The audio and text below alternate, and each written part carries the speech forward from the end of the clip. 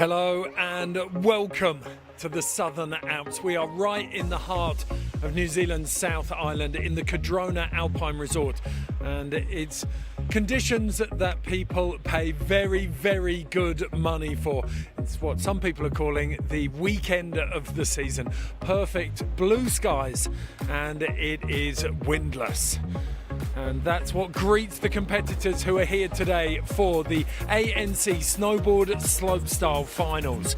We have 10 men and 6 women who are going to be battling it out today on the Southern Hemisphere's biggest slopestyle course. It is a mouth-watering prospect. We've got some of the biggest names in the game here. 10 men, 6 women, 3 runs, best run counts. Now, Cardrona is, as we said before, one of the most impressive resorts in the Southern Hemisphere. Let's take a closer look at it.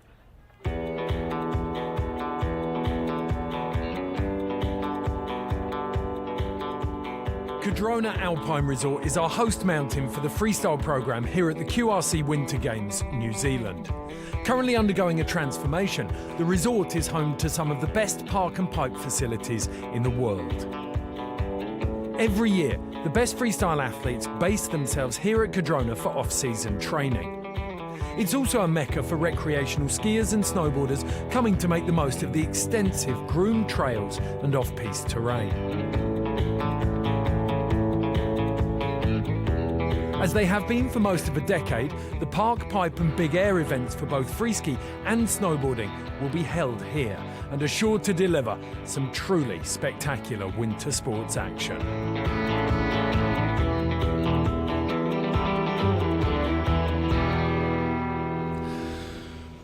Well, as you can see, the resort is putting on a show for us. I'm joined now by one of the most intelligent and articulate voices in New Zealand snowboarding, Nick Hine. Nick, we've got a heavy-hitting field today. Oh, it's a massive field that we've got out here today. I mean, we've got in the men's, we have the likes of Stale Sandbeck from Norway. He's been a super sort of inspirational rider for a lot of people over the last 5 years. Torgeir Bergrim from Norway as well. We have Maddie Cox, who may be the most stoked snowboarder in the world ever. He's qualified in first position. But in the men's, we've got Mitchell Davin, the young Kiwi, who's looking super, super smooth in qualifiers. He qualified first in his heat, so he's one to watch as well. And there's no shortage of Japanese talent there either. There's a couple of really nice young guns to keep an eye on. In the women's, it's another really nice mix, isn't there? There's definitely a big mix, you know. It's sort of Celia Norendale, she's the most experienced of the crew. She's coming off 2 X Games gold, she qualified in first. And then we have some of the younger riders like Summer Gendron from Canada, who took clean sweep, big air and slopestyle and world junior champs, second in big air, third in slopestyle last year at the Winter Games as well. So a really, really strong field. Okay, you can see the weather graphic popping up there. Packed powder on the snow, so a little bit of give in the landings. Not too much wind out of the west there, and the 1 degree air temperature at the moment. That is set to rise through the day, isn't it? Yeah, so I mean, we're sort of coming into the start of spring here, so we might see the snow soften a little bit throughout the day, but that wind, you know, there's a little bit there. I think it's going to keep the conditions really, really good for these riders. I don't think they're going to have any issue with the conditions today. One of the things that a lot of people talk about, the jump line is really, really famous for its speed here. You spoke to a couple of the riders this morning. How are they feeling about it? Oh, everybody's loving the course from what I hear. You know, the park crew have done a really good job at setting up the rails really well. Apparently, you know, for the first, you come off the cannon rail, often you need to sort of go really straight for the first jump, but the riders are having no issues with speed. And judging from what I've seen this morning, they're going massive. You know, the jumps are probably slightly smaller than last year, ever so slightly, but they're going bigger, I feel. They're going way down the landings. Okay, one of the biggest challenges in slopestyle, because it's such a huge course and there's so much going on, is actually splitting the riders up and judging them. So we decided to sit down our head judge, Adam Beggs, to find out how he's going to do that. It's an ANC Australia-New Zealand Cup. It's finals day and we're running 3 runs, best run counts, judged on overall impression.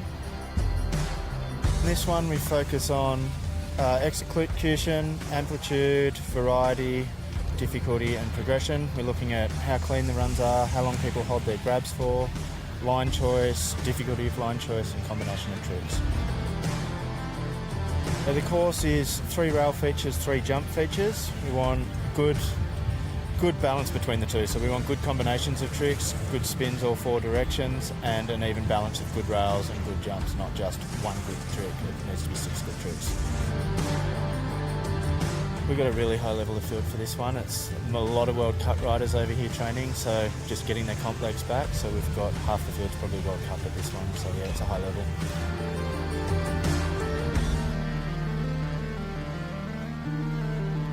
So we've got a very interesting course up there. The Cardrona Park crew have put together some very, very good rails up at the top. And the first module of rails is actually composite. You've got 2 choices on the left and the right. And I think it's going to make the judges' job a little bit easier because there's so many different options there. There are so many different options, and like you said, those first 2 are sort of slightly offset, which you can't see from the side, but we'll see from the top.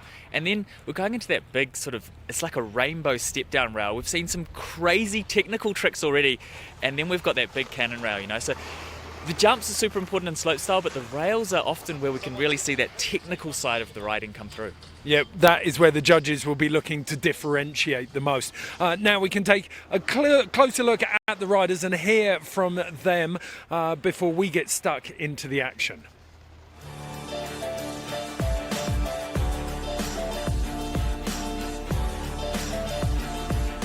It's been pretty good. Have had so much fun, and we had that big air a week ago. I got 4th, so I'm pretty hyped on that. And yeah, it's just been so much fun and pretty excited for this contest as well. We're from Norway, so we're headed a long way. We flew 48 hours to originally do the World Cup here in New Zealand, and then this contest is going down now a bit afterwards, or after the World Cup. So we're here for that, and we're pretty excited.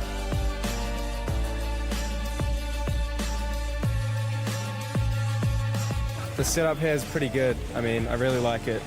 And it's definitely like the smoothest rail and jump line I've hit in a while. So it's kind of a classic slopestyle course. Actually, we start with 3 rails. We do have a couple options up top, or actually we do have 2 options all the way down, and then we have 3 jumps, starting with a small, kind of medium, and then large. I guess it's cool. It's really cool. I think you just gotta make everything look good on this course, to be honest. Execution is definitely the thing today, I think. So you have to stomp everything, and then you have to do something else than all the other guys, I guess. You have to do something unique.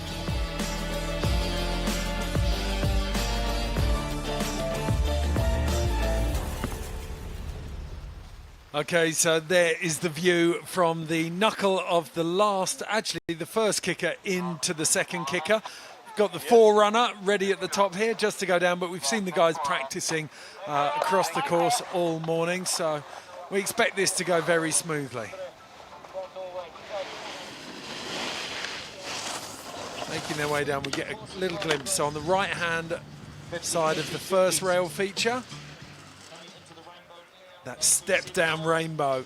We've seen everyone gap down to that, Nick. We have it. Look, it's one of those features that's going to really set the crowd apart. Maddie Cox doing that.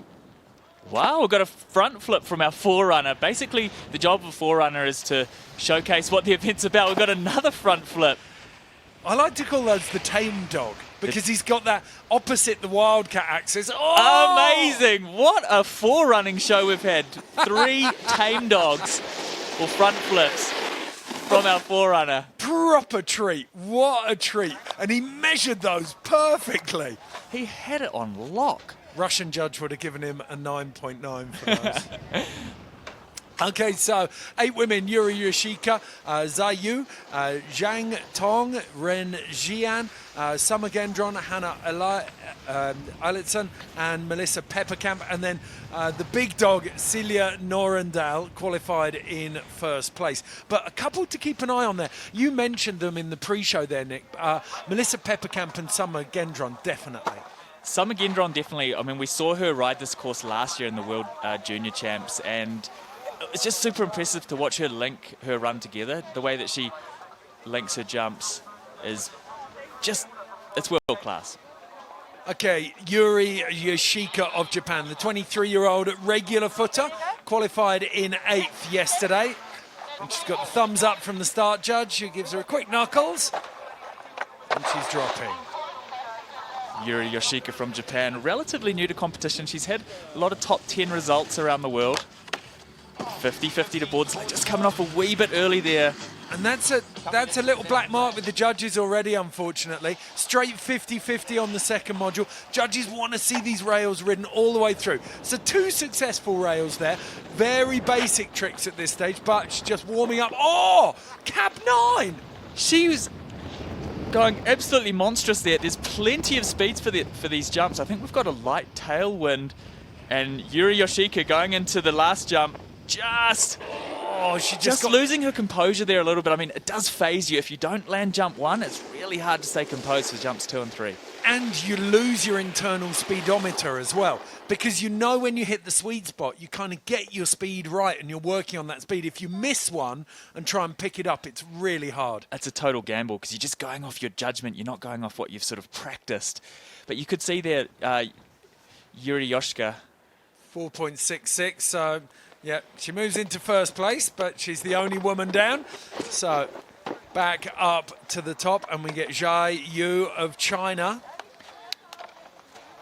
Regular footer, 22 years old, 7th in slope at the Secret Garden, which is the Nanshan slope just outside of Beijing. That'll be where the freestyle disciplines go down at the 2022 Beijing Olympics. They actually don't have any natural snow. No natural snow at Secret Garden. It's super cold temperatures, and they've got great snowmaking facilities, so you'd like to hope that they're going to create a good course, but it's kind of a funny thing to think, isn't it? The Winter Olympics, somewhere where there's no natural snow. Underground lake of 80,000 litres of snow that they just pump onto that mountain. So, Zhai Yu of China onto the first feature, 50-50, the front side grab. Setting up onto the down bar to the donkey with a tail grab. Really loving the grabs out of the rails. A little bit unorthodox. Another 50-50. With a little window wind there. The judges won't want to see that. Front side 7, really going for it on that first jump, these skills this morning.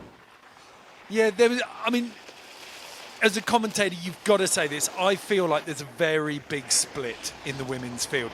We've got Yuri Yoshika, the first woman that we saw, Zhai Yu and Zhang Tong and Ren Jian, the Chinese women, and they're just stepping up to this level of competition. They've done a couple of FIS comps, some regional level comps, but they're not in the same league as our top 4 riders. I mean, and when we're talking experience, Celia Narendal is in a completely different league to this Chinese contingent and some of those younger riders. I mean, the likes of Summer Gendron, you know, I think she could be a really, really good one to watch. Okay, 13 for Zhai Yu of China.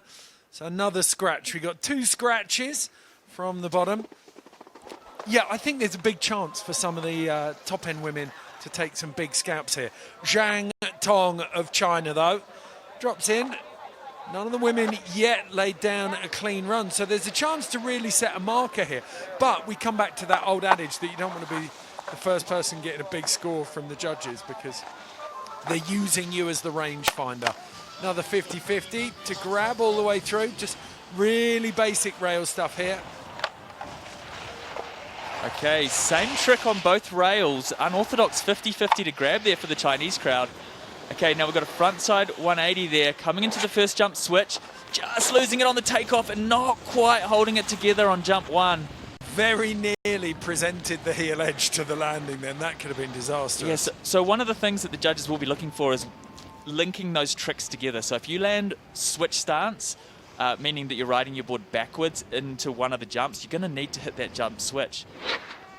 Oh, and she got kicked there, didn't she? She wasn't, you could see from her upper body, her arms weren't comfortable. She wasn't settled or confident coming into that. Yeah, and it's actually what we call pre-spin, which is when you slide before you actually take off the jump. These riders are really going to be wanting to set a solid edge as they take off the lip.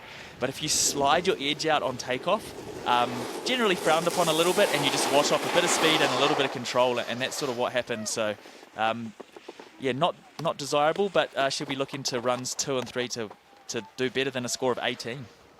Zhang Tong, 18, in first place, but 3 women down and 3 scratches. No big scores. So next in, we have Ren Jian. So let's see what she's got here. Another one of the relatively unheard of Chinese crew. We haven't seen much from these riders in past competitions, but this is their chance to shine here. She got 3rd at the national champs here last year in Cardrona. Well, that's interesting. All 3 Chinese riders have done the same trick on the first rail, and they've all done the same trick on the second rail with different grabs. So, but this is what we saw from the Korean contingent. This is China getting into snowboarding. A couple of riders have been around. We have a make linking into the second jump, backside 360. Only just scraping over the knuckle. We're going to see a completed run here. Front side 360 on the big kicker, not an easy trick.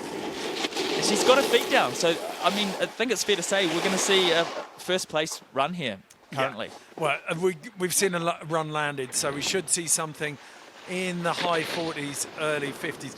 Very, very basic, but she's got that cab 5 into the backside 360. No grab on that. You want to see the rider reaching down to grab the board because it shows how much composure they've got. Shows confidence in the end. She went for the grab there, but again, bit of a waggle. It had so much promise, that frontside 360. I thought we were going to see a really nice frontside 360 there. Okay, 50 points on the nose. Called it bang on. So 50 points is a really good basic run. 75 is where the judges will put their marker for a really good competitive run. And that is what Summer Gendron is capable of. Reigning junior world champion in slopestyle and big air. She's just beginning this season where she's going to step up into the big leagues. She's up against Melissa Pepperkamp of the Netherlands, another young junior rider who's trying to make a name for herself. They've got Hanna Eilertsen of Norway, and Celia Norendal is the queen of this slope. So a lovely top rail. Already looking like Summer's on a different level here. Switch frontside 180 into the donkey. We're calling that down flat the donkey. Frontside 180 into the first jumps. As we said, these riders want to link switch and regular tricks together. Massive switch frontside 540 from Summer. Frontside 3 with a stale fish, just showing how much style and composure she has on the second jump.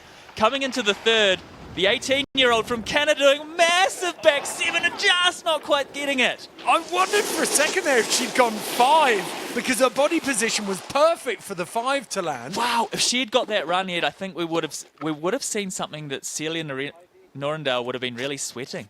100%, 100%. This is super tech rails and then really lovely big classic tricks on the kickers. Going monstrous on the last jump there. Big backside 720. You can see this is from the bottom of the third and final jump there. I take it back. She was definitely going for the 7. Great run to build on. Let's hear from Sommer. So Summer, a great effort there just until the end there. Yeah, pretty bummed I missed out on the last jump, but I'll get it next 2 runs. Yeah, you've got 3 runs. It is best run count. 64.33. So a measure there of what the difference in class we're talking about. That even though she dropped the last kicker, she's still in first place. It was such a solid run right until that last jump. Hanna Eilertsen of Norway ready to drop in. She's had a couple of big gaps in a competitive schedule. She doesn't have some results between some big World Cups, but she's definitely got the skill. Oh, you can tell just how the way she stands on her board here. Going for a really technical trick off that first rail and not quite landing it. That really phases the riders. But she doesn't look phased here. Half cab into the 50-50. Front side 180.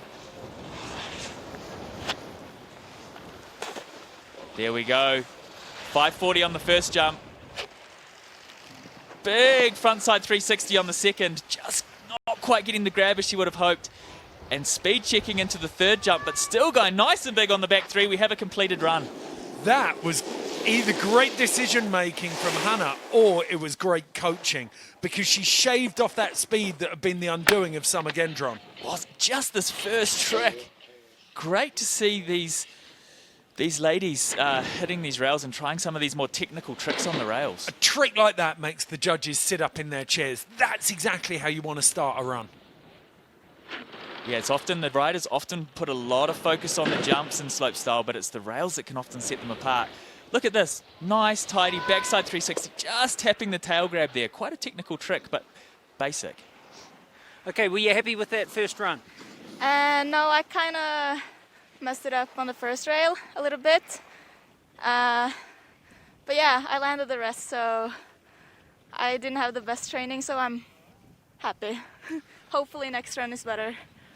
She didn't sound ecstatic. She's happy-ish, so improving on the training. Kind of the way you want to go, though, is move into your rhythm. 71.33 for Hannah Eilertsen, so she will move into first place. Melissa Pepperkamp from the Netherlands. She's been moving up through the ranks very, very quickly. Just as good behind a boat as she is on a mountain. She was Dutch boat Dutch boat weight champion in 2016, and she won on the Rookie Fest last year. So Dropping and switch that first rail, just getting a little wild on the out, but landing it quite smoothly. All right.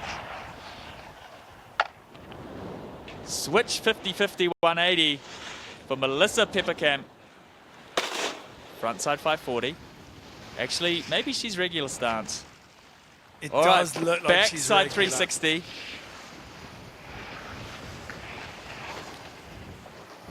Frontside 540 for Melissa Pepperkamp. Beautiful riding. I'm not sure which stance Melissa is. That was a beautiful display of linking together switch and regular riding. So riding with your left foot forward and your right foot forward the whole way down. Maybe she's ambi-stanced, Jussi Oksanen style. I think maybe she wakeboards regular and snowboards goofy. Well, in wakeboarding, a lot of times you don't have a preferred stance. Like, it's switch and regular or goofy is not a big deal. Let's hear from Melissa, see what she says. So Melissa, the course, the conditions, you happy? Yeah, I'm so happy. I was first run, landing. Yeah, I'm happy. I'm happy right now. Nog 2 words to go. Yeah, we go. Oh, she's pretty pumped on that one. So, Melissa As she should be. I mean, Pepperkamp, she put down a really, really solid run.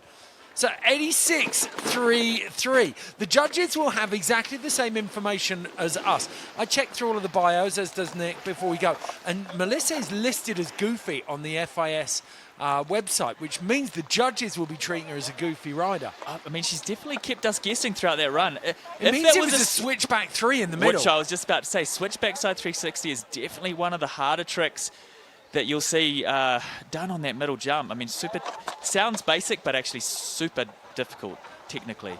2-time X Games gold medalist, 2014 and 15, Celia Norrendahl on course.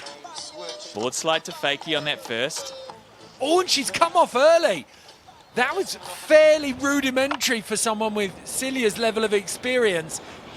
I don't think she quite got the rail run she was looking for up top. Beautiful switch backside 540 from Celia. Completely different level on the jumps here.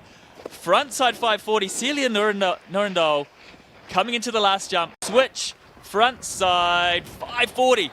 Very, very, very tidy. In fact, another level on the jumps to all of the other ladies. But the rail's really holding her back there. That's surprising, Ed. Yeah, she's never been hungry for the rails, you could say, in her career. She's never been really well known, not someone like Christy Pryor, but the kicker's working so hard for her. That beautiful switchback side 540 on jump 1, flowing that into a front side 540 here. Look at that left hand, it barely moves. So steady in her upper body through these spins.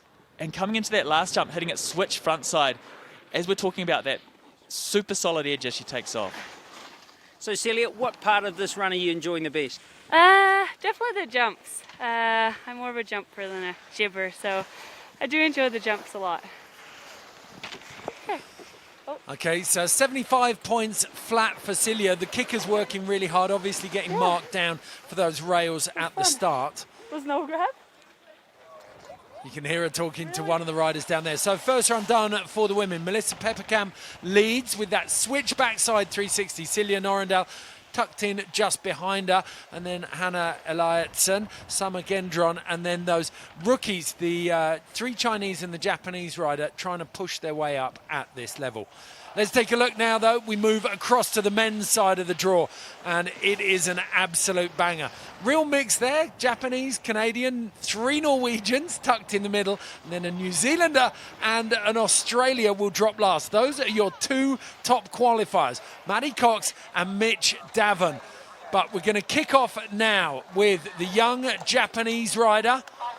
It's Shizaburo Otsubo. Takes a high five. And a nux. There. So, Shizaburo trains at Osaka Kings, the dry slope and airbag setup, so expecting him to be pretty handy on the kickers. Still young, just 16 years of age, regular footer. So that first rail there was switch. Switch, frontside 180, just coming off early. That's quite long. It's deceivingly long, that down to flat, what we call the donkey. Frontside 540 off the cannon rail. Absolutely huge trick from Shizaburo. Switch backside 900, only just having speed there. I think he lost a little on that front 5. Backside 1080 double cork and no. Just speed being a bit of an issue for him there, Ed. Yeah, it felt like he was snatching at those kickers, didn't it? But he wasn't putting turns in.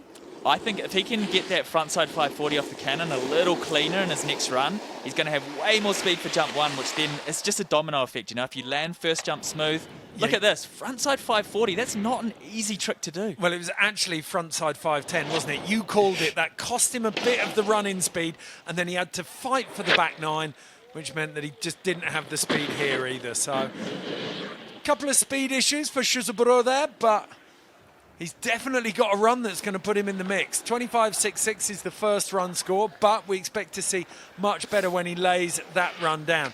Next in, Taiga Hasegawa, the 14-year-old. Another Osaka Kings kid. He's well-travelled, though. Taiga, he's been in Mammoth. It's his 3rd winter in the Southern Hemisphere. I've seen footage of him doing a 16:20 when he was 12 years old. Look at the style. Okay, regular footer, so that's a lip slide, frontside 270. Massive, going for back 3 onto that rainbow down rail. Super technically difficult trick. Backside 450. How did he hold on to that? Switch, backside 900. Wow, you can see how well he lifts his knees. This dude has control. He's 14 years of age. Just look at how clean he's landing with these jumps. Oh my God, he's a pocket rocket. Frontside 1260 from Taiga Hasegawa. It's hilarious. We're talking about the 16-year-old being the younger part of the Japanese field, and then he's backed up by a 14-year-old. Holy moly. This dude is going to be exciting to watch, Ed. Shut the front door, people. This kid is on the loose. Just 14 years old, sending that step-down rainbow. And then the 450 off here. You could see shifted it in the middle. He shifted it, and proper front board as well. It was right between his bindings. Super good style. Just losing the grab there a little on the switchback 9, but landing so straight. Sometimes there's riders that you just watch how they lift their knees, how they land, and how they really pull themselves through the air. And Taiga, I'm so excited for the future right now. This is crazy. This kid is the snowboarding equivalent of the Immaculate Conception. Keep your eyes on him. This is incredible. 14 years old, and he's got some of the biggest tricks in the game. He was landing so perfectly there. So, Taiga Hasegawa, he's got front side 1260. I would have loved to have seen the look on Stale Sandbeck and Torgeir Bergram's faces. 73.66 for Taiga Hasegawa. Plenty of room to move there too, Ed. That definitely was not the run that he was looking for, so the next run is going to be huge from Taiga. Okay, Matteo Masititi of Canada. Masititi. He's a product of the Winsport Academy. He's part of the Next Gen program that Canadian snowboarding are running. Oh, going for a super technical trick there. We haven't seen that rail utilised much. It's slightly offset, so you just got to have that next level precision. Frontside 270 on the rainbow down. Coming into the cannon, that's the up rail there. Board slide, hard way 270 out. We call that a pretzel. Switch. Double cork 900, so he's going upside down twice there. Front side 1080 double cork. Linking those together very nicely. Slight hand down. into the backside 1080 double cork, and again, just a hand down, but a tidy run there from Matteo. Yeah. Matteo Naseby. I mean, to stay composed after falling on the first rail like that is actually really mentally tough. So, I mean, he'll be stoked to put one down, but if you watch this first rail, going for the switch frontside 180 to frontside board slider looked like, and just catching his heels there. That's sort of the horror with rails, isn't it, Ed? Oh, you've got to be so tidy on that front one because you're transferring onto the other rails so quickly. The margin for error on rails, especially thin round rails like that, is just, you just give it slightly too much. It's sort of like if you hit a golf ball, you know, you hit it slightly wrong and it goes wildly wrong. So these riders, they're just dealing with such technical tricks here. It's crazy to see the level of performance. And it's only going to step up. We watched Maddie Cox in qualifying yesterday going for what we would call a fully legit street trick, a trick that you would film. 29.66 for Matteo. Obviously, he's going to rely on his second and third runs, but some of the rail tricks that we're going to see out of the top guys here are phenomenal. Now, this kid, Ryoma Kimata, I watched him yesterday with my jaw on the floor. His style is something to behold.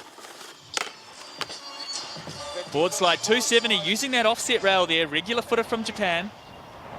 So rides with his left foot, just coming off that donkey. That donkey, that down flat, has caused a lot of issues for riders at both men's and women's in this field. Oh, he's so fluid, this kid. He's so smooth. I feel like we've been robbed there. I've been looking forward to watching him ride all morning. He's absolutely... He's like peanut butter in a microwave, this kid. He is so fluid. Oh my, how casual was that frontside 1080 double cork? So there was a glimpse of what we can expect from the rest of the run. If this kid lays down everything he's got, for me, he's the dark horse of this field. He could easily be podium material. Well, it's been funny, isn't it? You know, we saw Shizuburo, the first of the Japanese contingent. He had a really exciting run. Then Tiger came out and we were blown away. And now Ryoma looking amazing as well. So the second and third runs are going to really prove interesting. Watch. It looks like he's doing a frontside 360.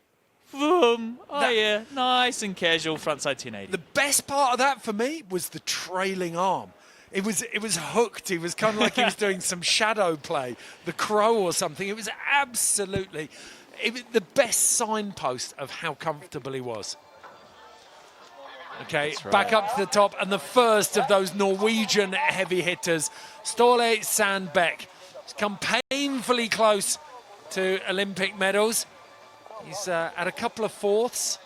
He's got 4 X Games medals, though, a silver, a bronze from slope, and then he's got 2 bronze from big air. Younger brother of the photographer, famous international snowboard photographer, Frode Sandbæk.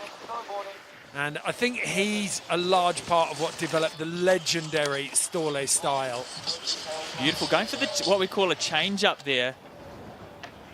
Switch hardway 270 to backside lip slide, pulling it back to his normal stance of goofy board slide 270, taking a completely different line. Really strong rail section from Ståle. Switch frontside 900, going for the stale fish grab there. Front side 1080, Ståle really showing his experience here. Just 26 years old, but he feels old compared to the rest of the field. And a backside 1260, Ståle just getting the slight revert there. So strong until that point, Ed. Yeah, the tiny bit of overcooking on the 12, but he did, for me, he pulled it back. He didn't fully revert. Tiny snag here. And it's only someone of his level of skill who would have been able to recover from that. Look at this, wall ride sort of board slide 270 out the hard way. Then he goes into the switch frontside 900, and then backside, it almost looked like he was going for his sort of signature backside 1440 here. Pulls out at 12 and... Okay, let's hear from Ståle. So Ståle, a good rail section and then just a few things to tidy up for run 2, fair to say? Yeah, I thought I was going to go short on the last jump, but I ended up going a little bigger, so I rotated a bit too much. But that's all good. We got 2 more runs. Yes, we have. And the joy of Ståle is his bag of tricks is so deep that he could change up that entire run for the next 2 runs.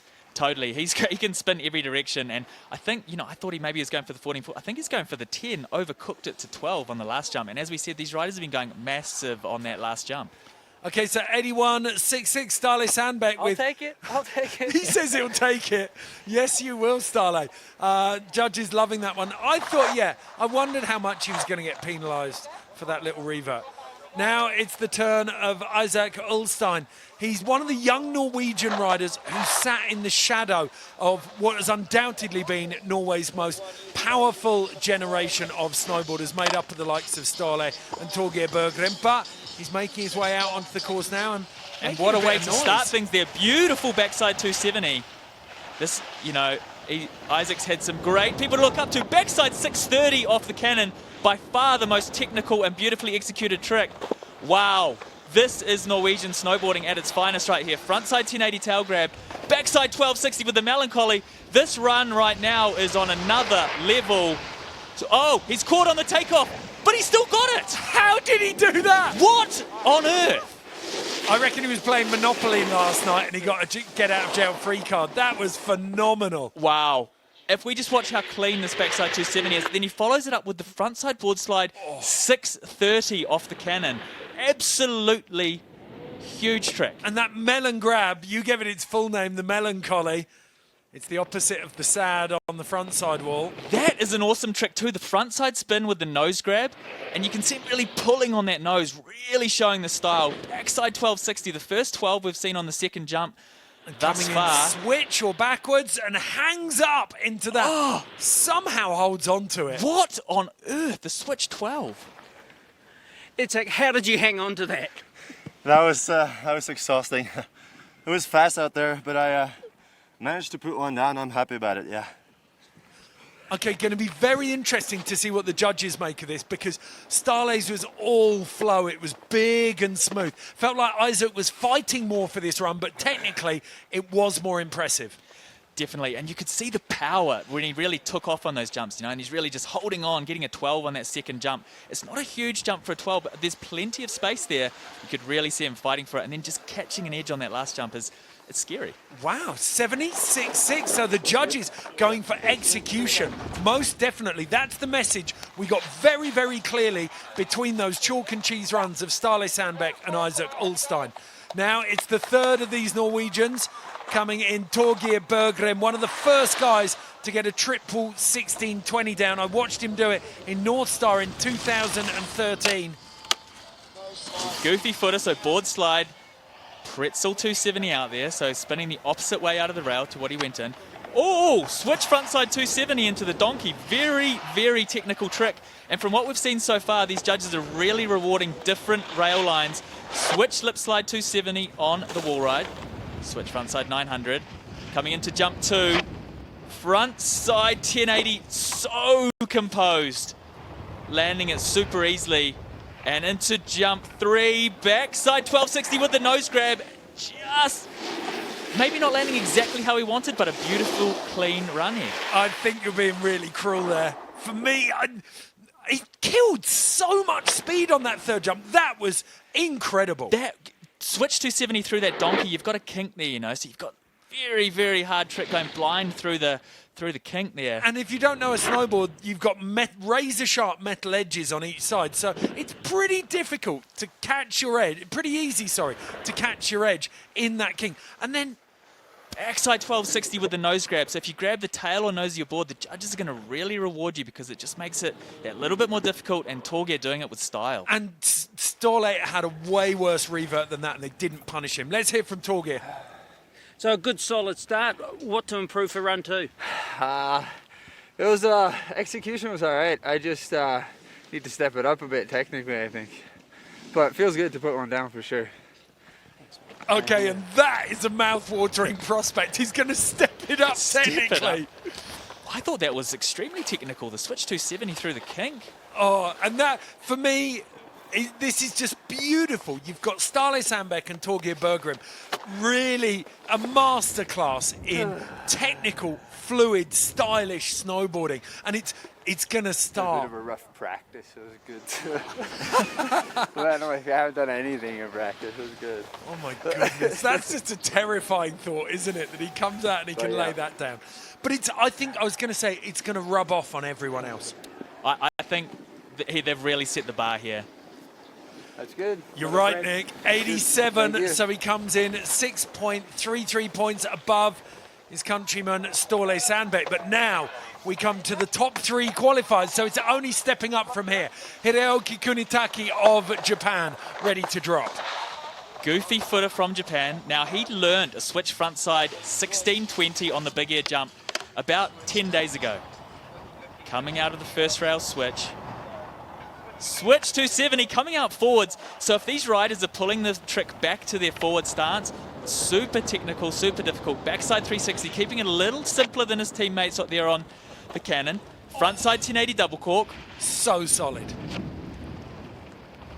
Backside 1260 for Hideaki Kunitake. Coming into jump 3 switch. What are we going to see here? Huge! Absolutely monstrous. He sent that to the last line, 100%. And I thought he'd overcooked it then. I thought he had overcooked it. Keeping it pretty simple in the top section. The judges have been really rewarding that top section for the rails. But frontside 1080, backside 1260.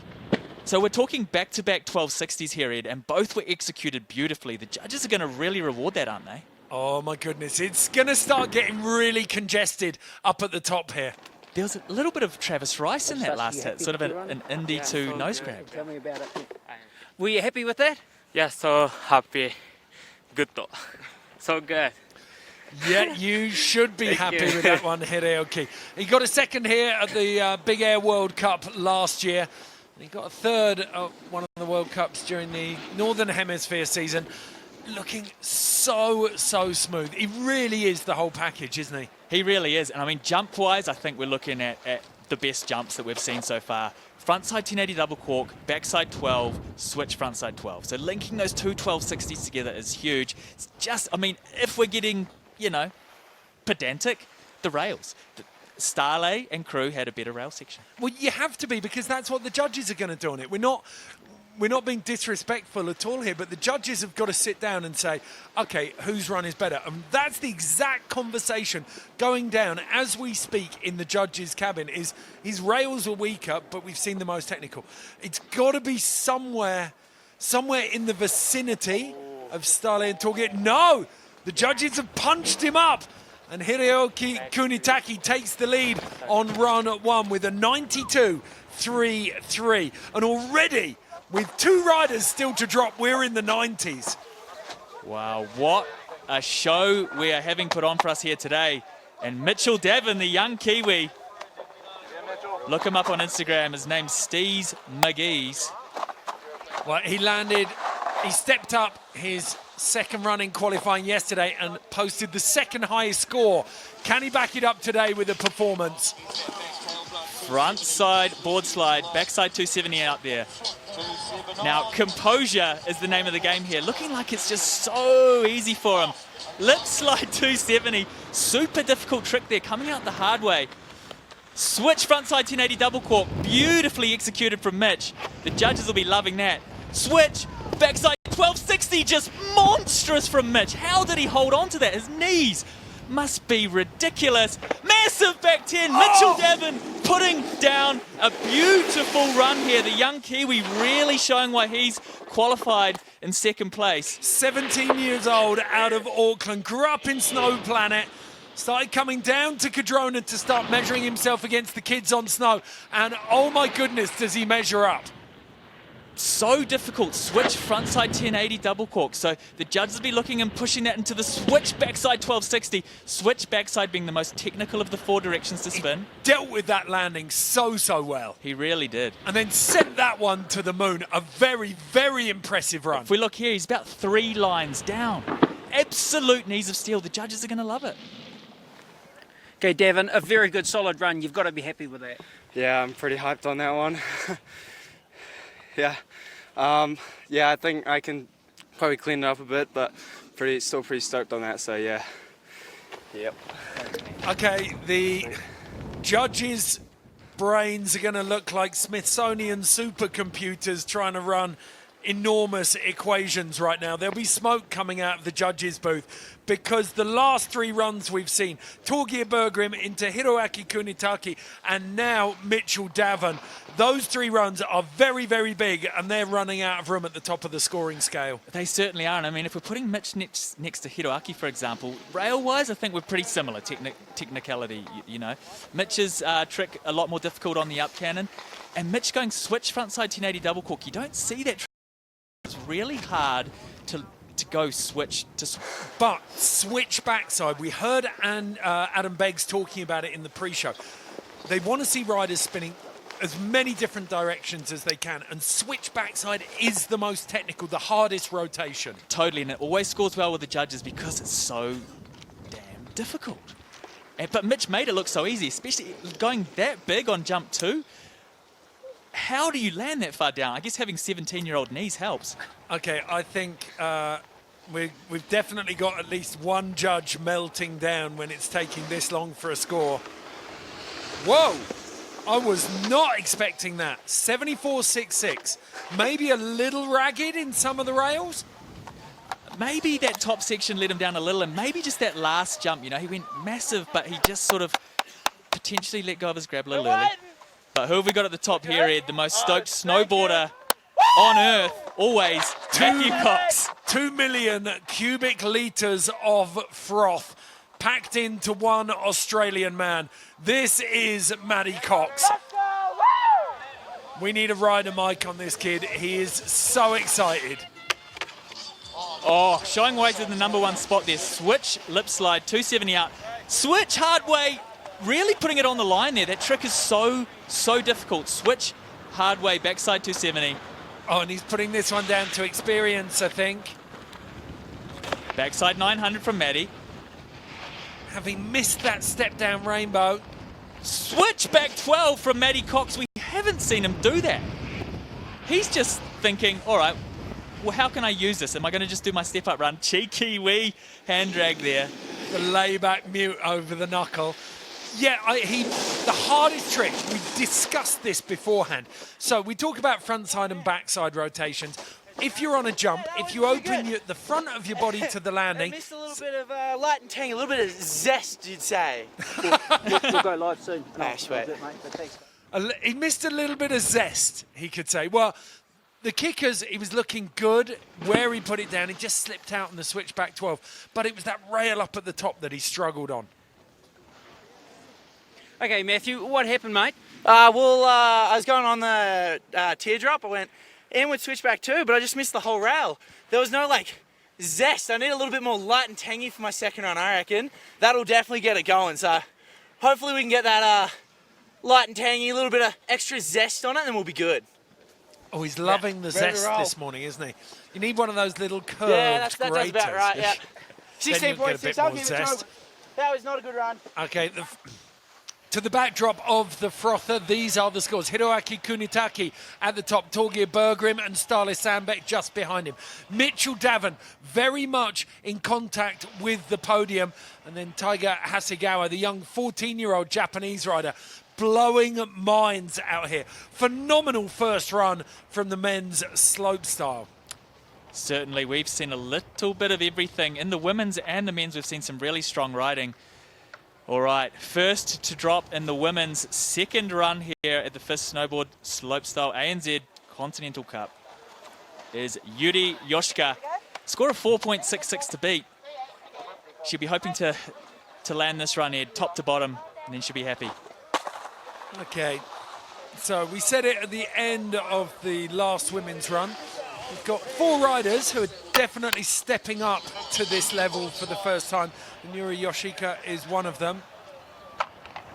Oh, beautifully going through the donkey there. That's not easy. That rail is a lot longer than it looks. Frontside 180, just getting lots of speed here into jump 1. Switch, frontside 540. Yuri landing in a Euro carve. Looking way more comfortable and fluid on this run. Totally. Frontside 360. Just speed checking into jump 3. and going for the backside 720 and getting it. She's held on. Completely different rider to run one for me. Completely different snowboarder, and I mean, she's going to blow that 4.66 out of the water with this run. You can watch here, she actually made it beautifully off the end, and you get quite a bit of launch off the end of that donkey. Yeah, give her a bit of kick. You could see it in her arms, couldn't you? Switch, frontside 540, just missing the grab and not quite having the speed she is after, but other than that, beautiful, linking it into the frontside 360. So it's the grabs and the finesse, isn't it, that she's struggling with here? Yeah, and that comes with board control and experience, and Yuri, you know, having the technical spins, but just really wanting to tidy it up on the style and control. Okay, so waiting patiently for the scores down here. 23-year-old. Did all right at the Niseko Slopestyle this year, but it was a national level comp. So at 57, moves Yuri Yoshika up into 5th position, just behind Summer Gendron. We go back up to the top now with Jia Yu of China. 22-year-old regular footer. We've got 3 Chinese women dropping now. Jia Yu is the first of them, then it's Zhang Tong and Ren Xian. And all of them look like they're in the kind of early stages of coaching. It's part of this Chinese snowboard development team that we've seen ahead of Beijing. Totally, and we haven't seen much, especially in the women's side of things, from China in the slopestyle field, globally really at all until today. Yeah, well, they've been invested in pipes since Turin in 2006, but they're only just stepping up now in slope. Frontside 50-50, just coming off a little early there. We actually saw the same tricks from all 3 Chinese riders in run 1. Nice and smooth, having plenty of speed here for jump 1. Frontside, whoa, she got away with murder there. Frontside 630 tail grab. Backside 360, plenty of speed here, Ed, for jump 3. I'm going to call that one a Dexter. And a straight air on jump 3. So, I mean, the straight airs, the judges probably won't be rewarding straight airs too highly today unless it's got a lot of flavour to it. Not sure there was quite enough zest, as Maddie may call it, but still, you know, making it to the bottom, she must be happy. So here's that frontside 720. She lands 5 and then somehow slides through 180 degrees. If she'd have caught her heel edge there, it would have been an involuntary backflip to the back of her head. It would have been lights out. Yeah, 100%. That is the worst way to slam. Oh, it's very, very scary. That is the most nerve-wracking thing to see as an observer. She's in one piece. She'll be happy that she's still in one piece for run 3 after that. Okay. So Zai Yu, part of the Chinese slopestyle team. As we're talking about before, we haven't seen too much from this Chinese contingent in slopestyle in recent years, but this is just the start. This is just the start of some big things to come for the Chinese female contingent, especially. 3 riders in the final here today. What's interesting is all 3 of these Chinese women have been coming down here for the last 4 years. They've been using New Zealand as a proving ground. 44.66 for Jia Yu, and this is the first year that they're competing. So Zhang Tong, again, 4th year down here, starting to find their feet and really get some confidence, but it's painting by numbers in terms of slope. They don't have the depth of experience or repertoire of tricks to really test these rails out yet. We're just seeing 50-50s to grabs. So the most basic rail tricks. Yeah, 50-50, which is where you just, you know, ride the rail with your board straight, is the most basic of rail tricks. Still not easy by any means. Those rails aren't wide. Oh, they're big as well. Switch, frontside 540. Frontside 720 and just reverting. So going for rotation, but not quite holding on. And then the big backside 360 there. Just looking a little rusty. Maybe practice hasn't quite gone as Zhang Tong would have, Ren Xian would have liked. Yeah, there's a bit of an issue there, isn't there? I don't feel that they're necessarily ready for maybe the 3rd kicker size, and it feels to me like a roll of the dice at this stage. I'm not 100% confident that they're going to land these tricks. That front 7 was good though. Just got a little bit backseat because she came up short, bounced off the tail. Again, it's just experience. And when these riders are landing a little bit further down the landings, that's when you see that they have a lot more composure. So Jiang Tong, score of 18 to beat her first run score. To be in the lead, she needs an 86, but I don't think we have just witnessed that. Yeah, well, to move out of 8th position, out of the 8 women in this final, she's going to need 44.66. That's probably the score that she's focused on right now, if she wants 7th place. But it's still very much a case of just trying to turbocharge the learning and the experience for the Chinese team here. Yeah, and I mean, with experience comes cleaner landings, straighter landings, you know, basically nicer execution. And as we talked about, it's that domino effect. If you land the first jump straight, you're going to have plenty of speed and plenty of confidence going into jump 2. And if you do the same on jump 2, jump 3 will flow nicely for you as well. So it's just, you just want to be smooth. The judges just want to see a nice, smooth, technical run. Beautiful angle there. Yes, we get a glimpse of how those rails are composite. It's not one rail, it's 2 rails. On both of those features, it's 1 rail into another rail. So you've got to be able to adjust your balance between those 2 as you slide. So difficult. Totally. It's kind of like switching lanes mid-rail. 100%. That is the best way to describe it. Okay, we've got a rooster and... Is that an alligator or a dinosaur? It could be a dinosaur. Okay, so 44.66 to move into 7th. It's not enough for Jiang Tong. She will remain in 8th. So she's got 1 more run to avoid the wooden spoon. I think if she lands that frontside 7, we could be looking at a completely different score for Jiang Tong. 100%. That's what, well, interestingly, it's what all of the Chinese team are going for. Last of the Chinese riders dropping in now. It is Ren Xian. 9th at the Slopestyle in the Junior World Champs here last year. Got 3rd in the Big Air. Qualified 7th for the Junior World Championships in Sweden earlier on this year. Ended up in 14th place though. Look at the day that we have, Ed. Beautiful sun. It's magic, isn't it? Absolute magic for these riders. Good conditions too. I mean, the course is holding up well. Just a light breeze, keeping things cool, keeping it fast. And it's going to be interesting to see what Ren Xian has for us.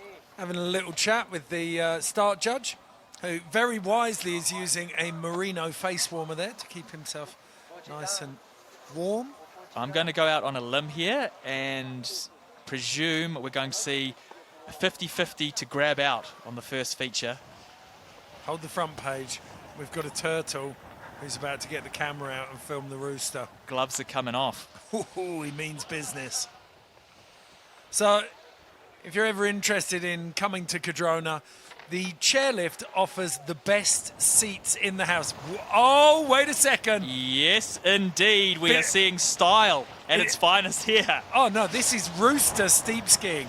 Like, this is the equivalent of the rooster's Matterhorn descent. Look at that, he's working that. Yeah, he's got through the steepest section of that piece there. Needs a rest. He will be on the lookout for Peter Griffin, no doubt. Cock-a-doodle-doo. We've seen it all here this morning at Cardrona.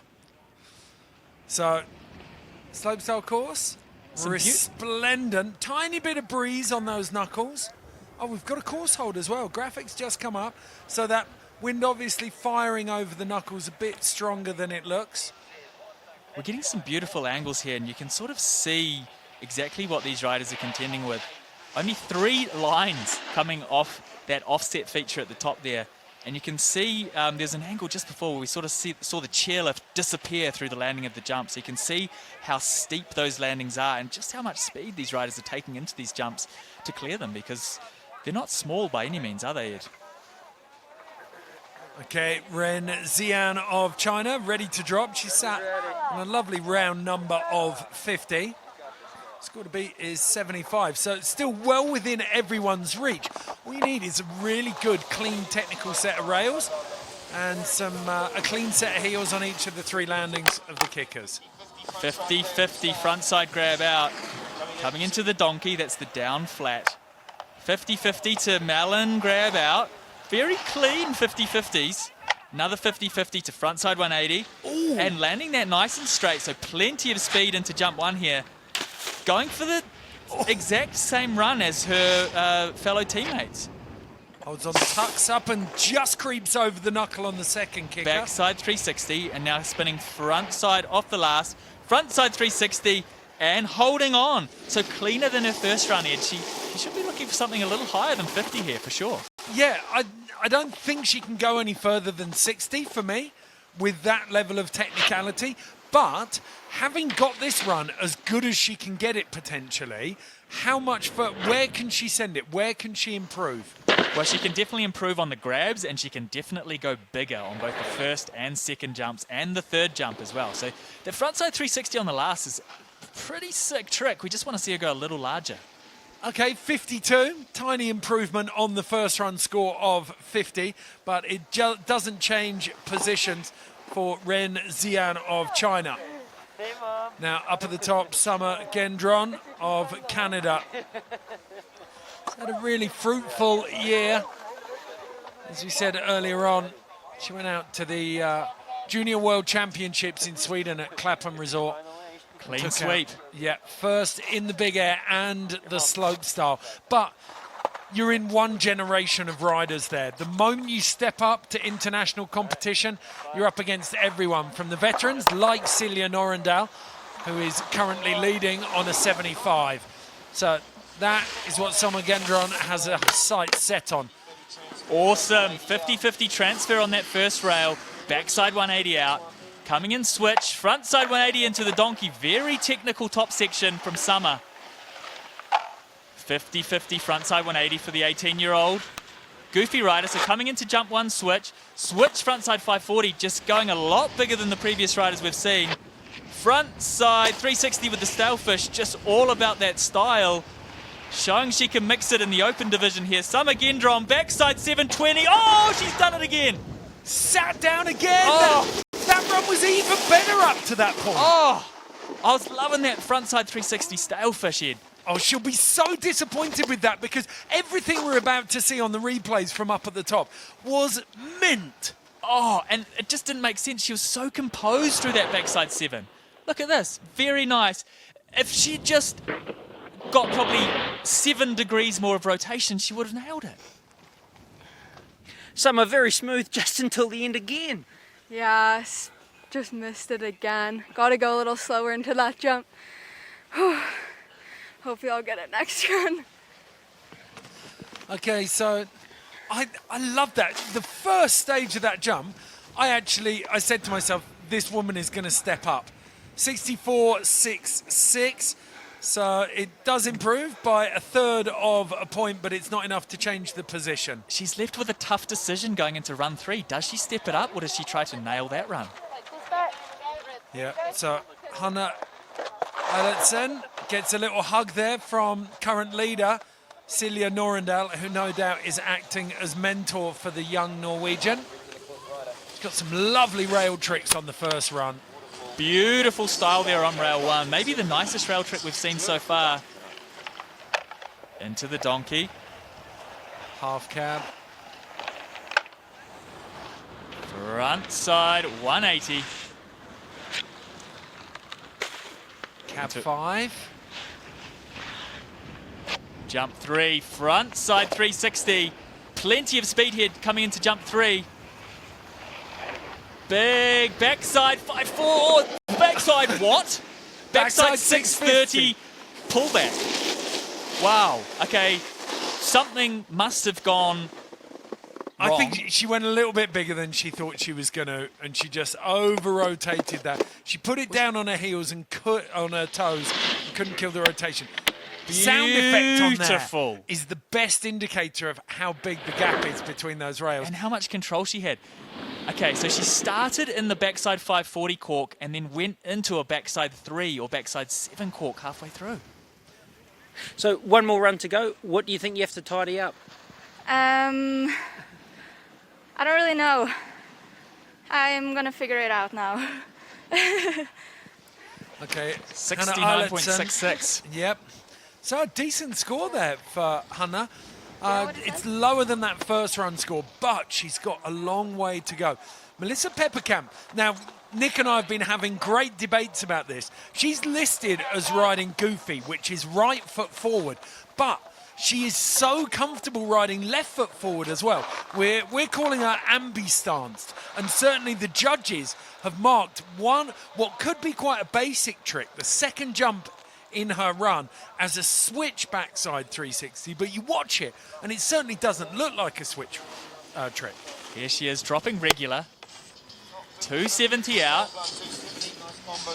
She looks so composed riding regular. Front side 180 out. See, this looks switch. Okay, switch front side 540. Gonna go and just out on a limb here, say that she's regular stance. Backside 360. But she's getting marked. I've seen the judges' scorecards from Front yesterday. side 720. She's getting marked. The judges are actually treating her as goofy. It's like this is a really interesting debate. Is she regular or is she goofy? This makes me really uncomfortable not being able to figure this out. Well, no, she's blatantly regular for me. She looks so switched there. If she's not regular, she has worked the act of deception beautifully here, and she is got us hook, line, and sinker. Okay. She is a regular foot rider. We've just had confirmation. Great work. Melissa, two very tidy runs. What are we going to see for run 3? Oh yeah, for run 3, I think saving for the last jump. And yeah, on the rails, I think hetzelfde. Yeah, this. Okay. Well, it's interesting. We've had it confirmed in our ears that she's regular, but yesterday from the judges' qualification marks, that was treated as a switch backside 360 in the middle of that run. Very, very interesting for Melissa Pepperkamp. She is currently on an 84.66, so she has stepped up ahead of Silja Norendal, the Norwegian, the last woman to drop on the second runs here at the ANC Snowboard Slopestyle Finals in Cardrona. What has she got? Board slide to fakie. Fakie meaning that she's coming out the opposite way that she went in. Switch 50-50 to frontside 180 there.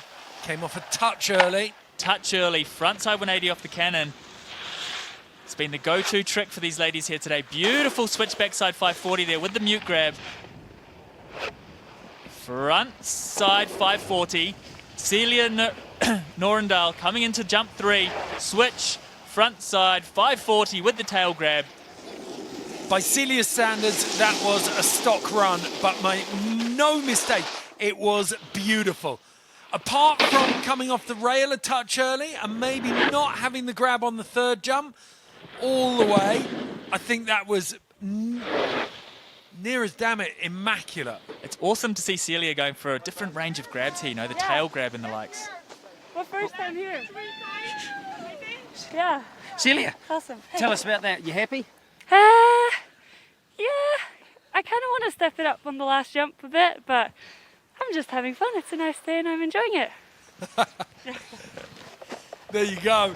What a fantastic philosophy. That is the joy of snowboarding. Really enjoying our riding here. 90.33. Proof, once again, we saw it on the men's side of the competition, but again, we see it here at the women's. It's all about execution. It's all about execution, and she did land those jumps well, coming through with a really, really big score there of 90.33. Yeah, they haven't left themselves anywhere to go if she steps up the kickers the way she can go. But here, confirmation of the results after the second run. Silja Norendal steps it up and moves back into first place after Melissa Pepperkamp briefly overtook her. Hannah Eilertson rounds out the top 3. Soma Gendron poised, if she can land her run, to move into the podium positions. No mistake. Now it's back to the men's, and this is shaping up to be a really, really good competition, Nick. Totally, and the Japanese contingent, we saw them were just getting so excited as each rider continued to drop. They just kept on getting more and more outrageous with their tricks. The Norwegians, the likes of Stale, Torgeir, and Isaac, the youngster, plus the the legends from down under, Mitch and Maddie Cox. So much potential. Every single run is a run to watch. Okay, Shizaburo Otsubo currently in 8th position on a 25.66. We saw 4 riders unable to land their run. Shizaburo was one of them, but he starts off clean here. Still only 16 years of age. Coming into the cannon, frontside 540 off that cannon, just holding on. Will he have speed for jump 1 here? Yes, he does. Switch backside 900. Heaps of speed for jump 2. Backside 1080, just sneaking it through, and a speed check into jump 3. These riders will be going really big on jump 3. Oh! Very lucky to get away with that one. He measured it well. He was able to stay tucked up after he caught his edge, but it's deceptive, isn't it? Because we've seen some big speed checks ahead of jump 3, but he just gave it a bit too much. Too many speed checks, and he did exactly the horror with a frontside 1080 double core, because he did a frontside 990. So it's super blind as you come around to that landing, and that is exactly what you do not want to happen. Both barrels on the heel edge there, just knocking him down. He's taken it like a champ, though. He looks unfazed. Unbelievable. 16 years of age. It's like taking a knockout blow from Mike Tyson in his prime, but he's ridden away from it. So he will have his 3rd run, though, to make amends, because at the moment he doesn't have a landed run score on the board. So Shizaburo Otsubo. It had the makings of something really nice, you know, that switchback 9, that backside 1080 into the frontside 1080 double cork. Super flippy at the end of that cork too, Ed. He really brought it round underneath. So 2 academic scores for Shizaburo Otsubo. Just 8th position. He stays where he is. Now, if you can say the word phenom, you can say Taiga Hasegawa. This kid is 14 years old, but he is riding like a legend. Phenomenal poise and elegance in his riding. We saw some landings in his first run that were just majestic. Currently sat in 5th position. And Nick, no doubt this kid can step it up for a podium place. Oh, I think this is so exciting to watch. 14 years of age and just so casual and controlled with his riding. We were saying before, sometimes you just see backside 360 onto that rail. That is precision, absolute precision. 450 out of the cannon rail. This is hugely technical from Taiga Hasegawa. And look at how stylish he is. Switch backside 9. I'm rubbing my eyes because it's just ridiculous. Backside 1260, Taiga Hasegawa. This will be huge if he can put this down. Switch, front side, 1260, wow! How could someone so small be landing such adult tricks? This is a huge run. He's a kid. He's 14 years old and he's out there with a man-sized run. Look at this. Arguably one of the most technical tricks we've seen. Landing 50-50 after that big a gap. Wow, that is pinpoint precision. This kid needs to be a sniper. He's so accurate with these landings. Look at him. And beautifully composed on that landing as well. You can see he's got his knees tucked and then he just puts his feet down right at the right moment, landing super straight too. And look how big he goes here. Monstrous. Just soaks this up. Look at the impact. I would be shocked if we don't see a new leader here. Ladies and gentlemen, say hello to the man who's just announced his arrival in the world of international snowboarding. Taiga Hasegawa, take a bow. That was an incredible run. This kid is going to be big in snowboarding for the next decade.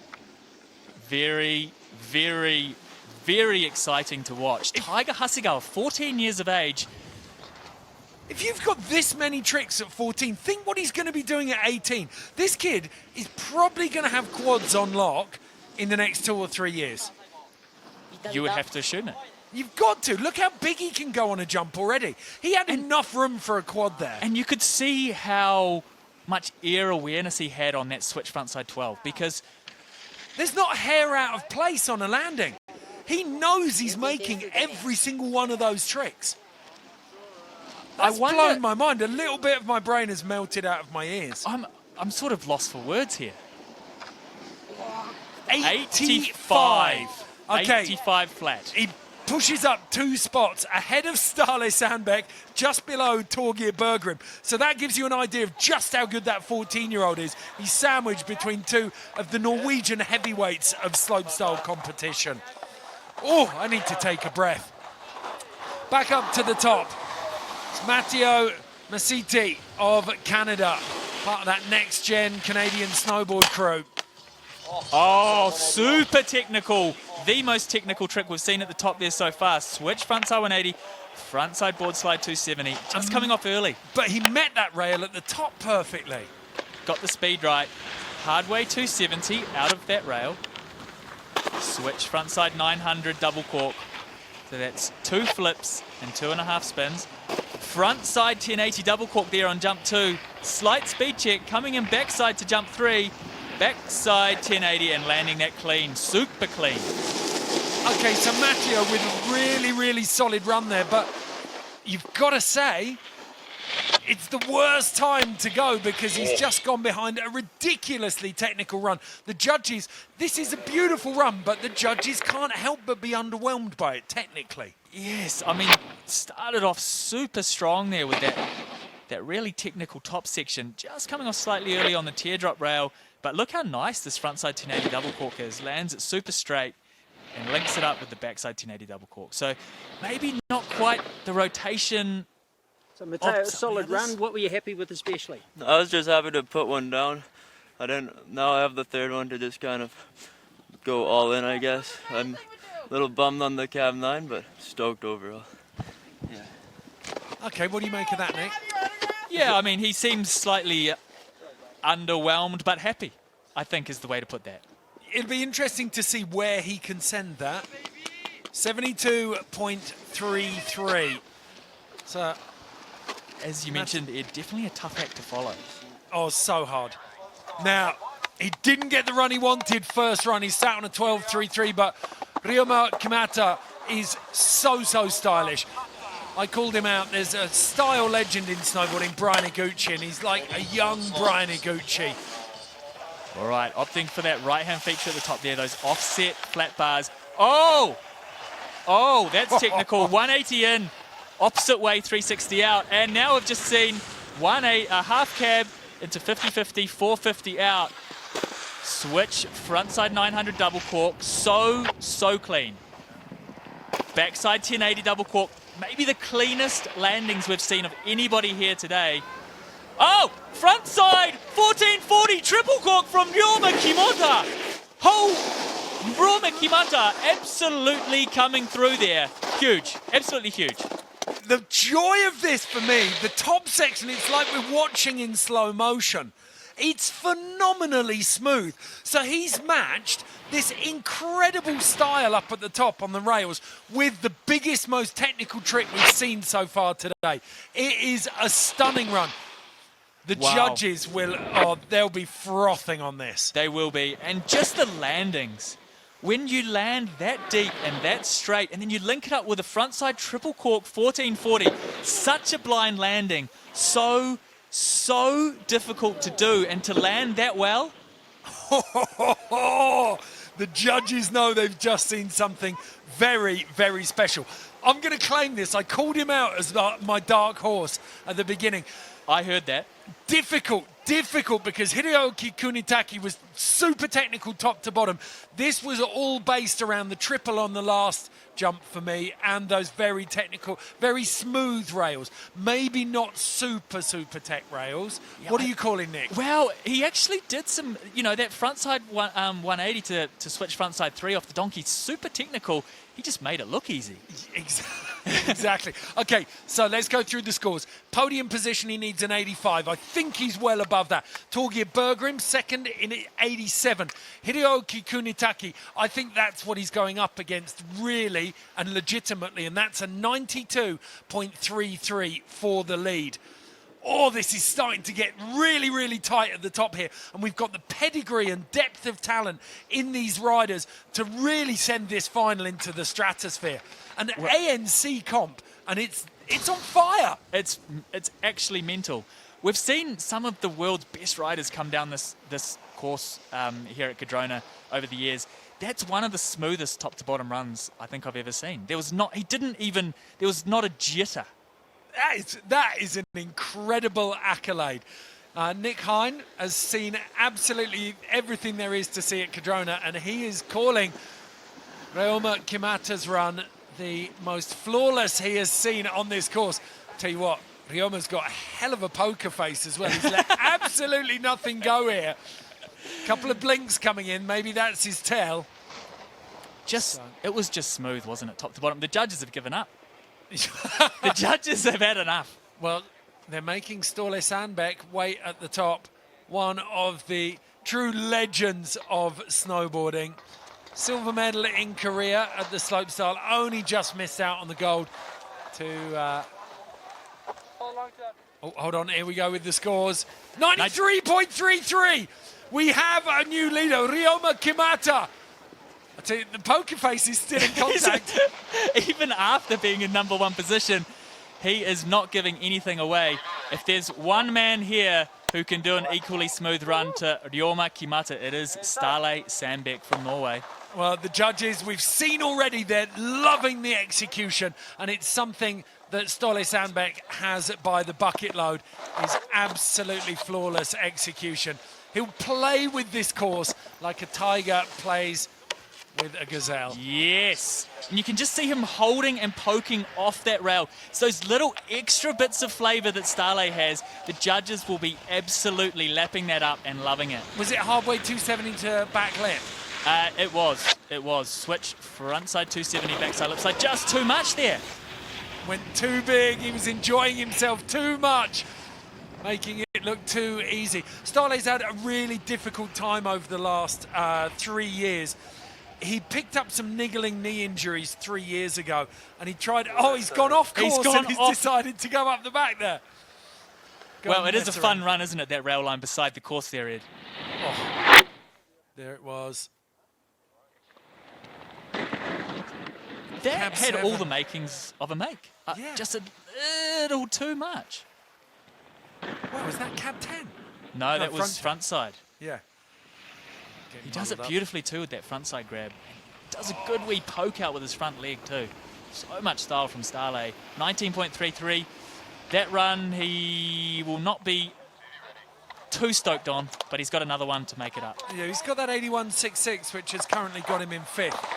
Now it's the turn of Isaac Ulstein, the second of the 3 Norwegians. Well, couldn't help but froth out watching Isaac in run 1, regular footer from Norway. Look at the composure as he comes out of that rail. He makes it look so easy, and it's one of the most technical. Okay, backside 270 onto that teardrop rail. So clean, so smooth, and the 630, by far the hardest trick we've seen out of that cannon rail. Frontside 1080 with the nose grab. This is a run to watch. This is beautiful so far. Backside 1260 from Isaac, and he's overcooked it. No, he might be able to hold on here because they're shaving so much speed off. Oh, wow. Okay, so that's a crazy dip he puts in that Ed, right at the end of that. He almost goes anti-cork at the end of that switch front 12. So technical up top here. Like the first one may be a bit of a warm-up, but this... The rail game was immaculate. There's nothing you could say about the... Look at that. Backside 630 out of the cannon. That is world-class from Isaac, the Norwegian. And then the frontside 1080 with the nose grab. He's pulling on it. You can see his board bend there. Backside 1260. Just held on to it. It'll be interesting to see. We've talked about the priority the judges are giving to execution. So is it very technical on the rail section? Just what happened down the bottom here? Kind of went a bit longer than expected on the second one, so kind of have to open up and land a bit on my heels, but I don't know. I just waiting for my score. I think it's a bit better than last time, hopefully, but it was. I'm happy. Okay, the kid who came 5th at the 2016 Youth Olympic Games. Yeah. In the slopestyle, banks his score. It's an 83.66, an improvement. Next in, Torgeir Bergrim of Norway. Currently on 87. 3rd place. I think he was talking about stepping it up. Yeah, he thought he had places to go technically, so the judge's headache could get worse before it gets better. Definitely a tough job for the judges. With tricks like that, he stepped it up. He has the switch 270 through the kinks, 270 out. Backside lip slide on the wall ride. Absolute style at its finest there. Not quite getting it how he wanted, but frontside 1080 monstrous on jump 1. Crispy landing on his toes. Backside 1260. Oh, he's gone into a late 3. Are the judges going to reward him for that? Who knows? Oh, switch frontside 1080 with a huge poke in there. Torgeir just having way too much fun. Get an idea of just how hard-packed that snow is when he comes through. Really getting me inspired to want to go snowboarding. That 270 and then through the kink again, that was the pièce de résistance. Do you think he was looking maybe for a 270 out of that? I don't know. He was sort of in that position where you sort of bonk into that backside lip slide, just about one of the most stylish tricks you can do. This looks, to me, this has the hallmarks of a run where he just didn't quite have the focus. Yeah. Everything was nearly there, but not quite. Yeah, I mean, it does make me wonder, was he meant to 270 out of that kink? We'll have to run 1. You said you had to step it up, and I suppose that's the same again for run 3 coming up. Yeah, I tried to step it up now. Didn't work 100%, but still got one more, so let's hope. Okay, so Torgeir sitting on that 87 in 3rd place. He definitely has the capability to move up through the rankings, but he'll need a bigger run if he wants to hold on to that podium position. Now, though, Hiroki Kunitake took the lead with his first run score of 93.33. He's been bumped off, though, by Roma Kimata. What is his reply going to be? Technical as anything on the first there. 270 change up. Switch backside 270. Sorry, he's goofy. That was backside 270. Backside 360 off the cannon. Hiroaki Kunitake, goofy foot rider from Japan. Frontside 1080 double cork. Not as clean as his first run so far, but wild nonetheless. Backside 1260. Hiroaki Kunitake, what's he going to do for us on the last jump here? Switch, front side. 14 or 10, I don't know. It's 14. It was 14, wasn't it? Yeah, it was 14. He's stoked. I don't know if he's done that before. He's giving the face as if he's never done that before. That was crazy. A little bit loose on the exit, but full change up between the rails. Frontside 1080 double cork. Then we had the back 12 on jump 2. Not many 1260s going down on jump 2, although we did see the switchback 12 from Mitch Devon. And it was bolts, and then we've got 1, 2, 3. Wow. 4.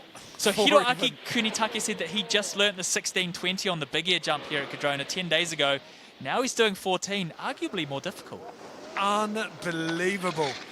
So if you're new to snowboarding, we worked through a couple of different trick names. You've got the numbers, they're the degrees of horizontal rotation.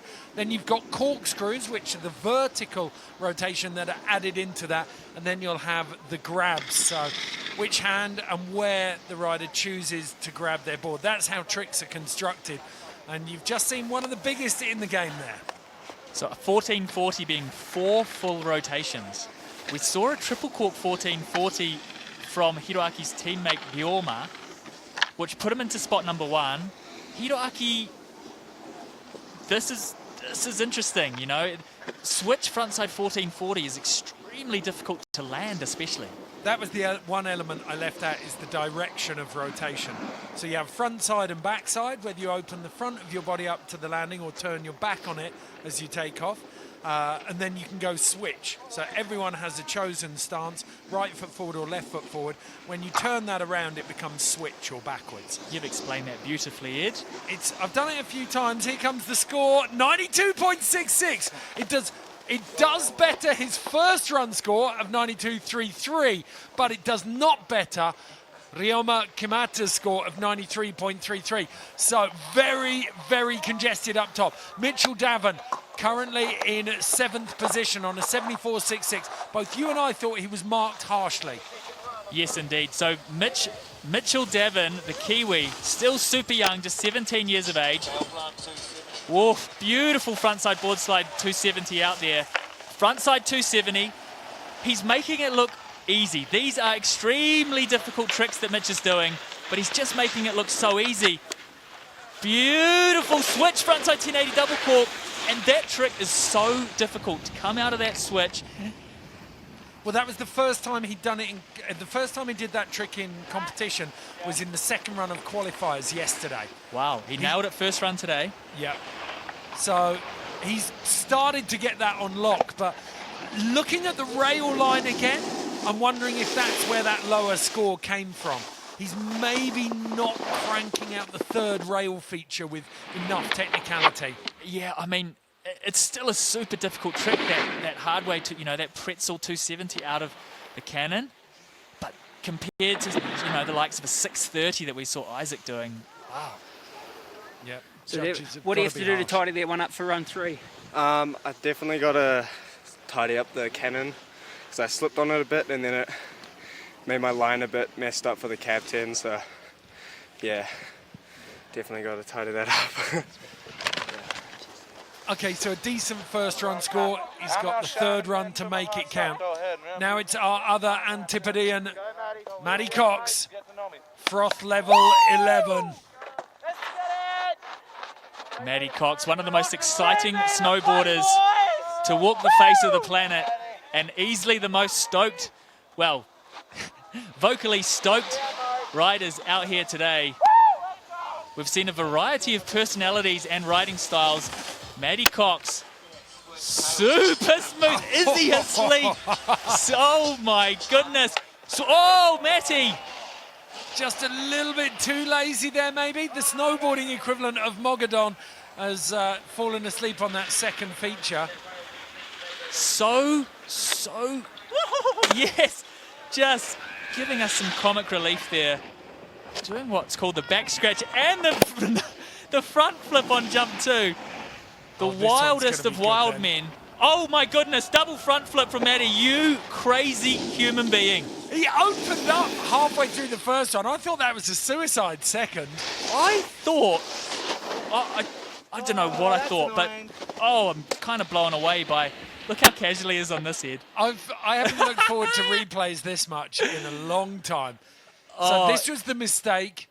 Really, really gutting for him. It's that hard way back 270. It's so difficult. I think that's the most technical trick we see here.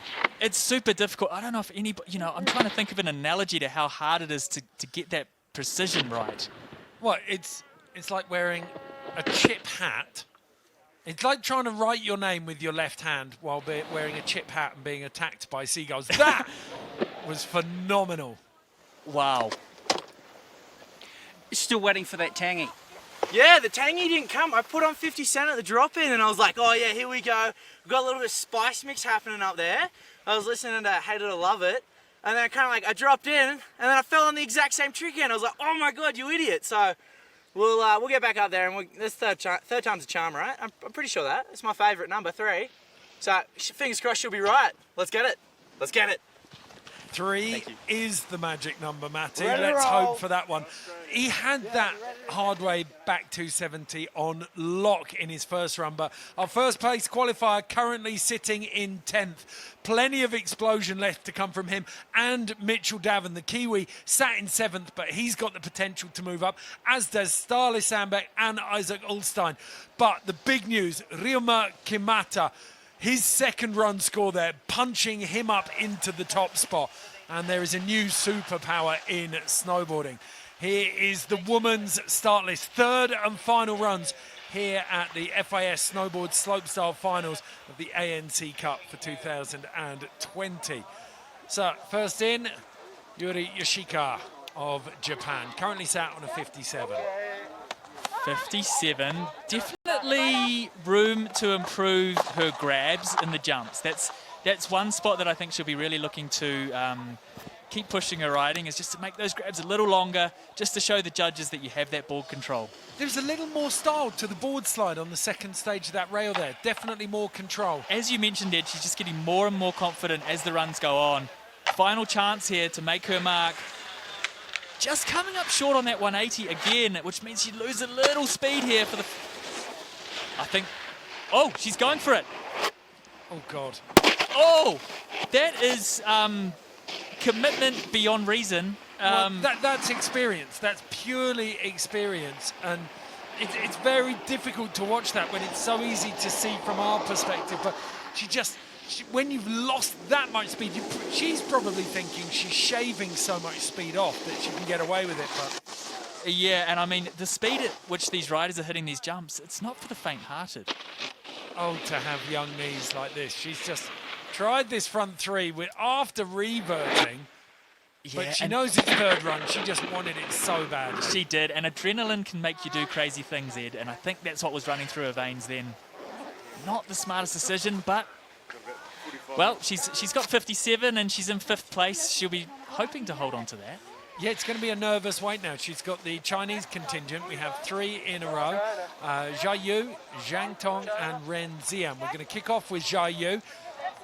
We talked about this in the first 2 runs. They're one of the development, well, the probably biggest area of development that Chinese snowboarding are working on right now. They've had really good success with their pipe program, but slope and big air, they've been trying to catch up. So let's see. I mean, get from Jia Yu. Slopestyle courses are different throughout the world. Oh, she's gone for the 360 out.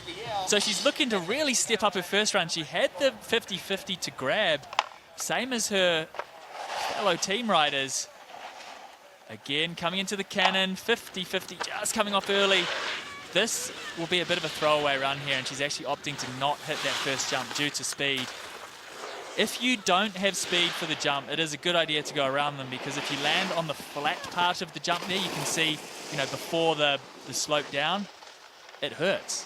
It really hurts the knees because you're coming down from from sort of 1 or 2 stories to flat. We just saw it from Yuri Yoshika. So, yep, unfortunately, a scratch for Jia Yu, 22-year-old. She got a 9th here last year, so she will have improved on that. Good to see her putting it all on the line with that frontside 360 out. That would have set her apart on that first feature, Ed, and I think that's what she really was looking for. What'll be interesting is, because we've seen these guys training and developing their runs together, whether the rest of them will go for a front 3 on the way out now. Well, that's the question to ask. Are they just comparing runs here? Zhang Tong of China, ready to drop, currently in 8th with the wooden spoon. Can she ditch it? 50-50, grab out, frontside grab. Currently on the 42.33. Oh, frontside grab again, just missing it off the donkey. Donkey being that down flat, frontside 180.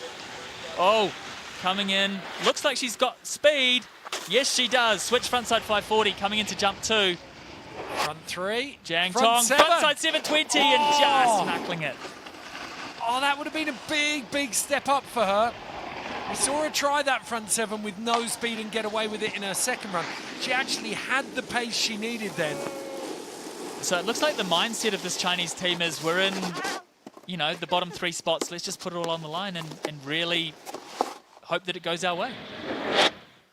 She had good body position there, missed the grab, but the takeoff was good, and she was locked into the spin. A lot of times you find, if you're interested in getting into snowboarding, the bigger the jump gets, the more comfortable you are with a big spin. Totally, and you've just got a little bit more air time, you've got a little bit more of everything, really. It's just keeping that composure the whole way through. It's not easy. So, 19.33, she will take that third, the second run score of 42.33, but it won't move her out of 8th. So, wooden spoon for Zhang Tong. Now it's the turn of Ren Xian of China. So she's guaranteed at least 6th place. Will she do her run again, or will she put it all on the line? She'll only need a small tweak. Currently sat on a 52. Yuri Yoshika's on a 57, just ahead of her. That was a step up. That was beautifully smooth all the way off the end of that first rail and all the way off the end of the second. So really tidy execution-wise. Technically not crazy, but execution-wise, definitely a step up from her teammates here. Ren Xian, switch frontside 540, just holding on, just getting the speed. Jump 2, backside 360, and again just sneaking over the knuckle there. That's that knoll before the landing. Oh, too much speed. Frontside 360, beautifully matching the landing there. Way better run from Renzian. She's got to be happy with that end.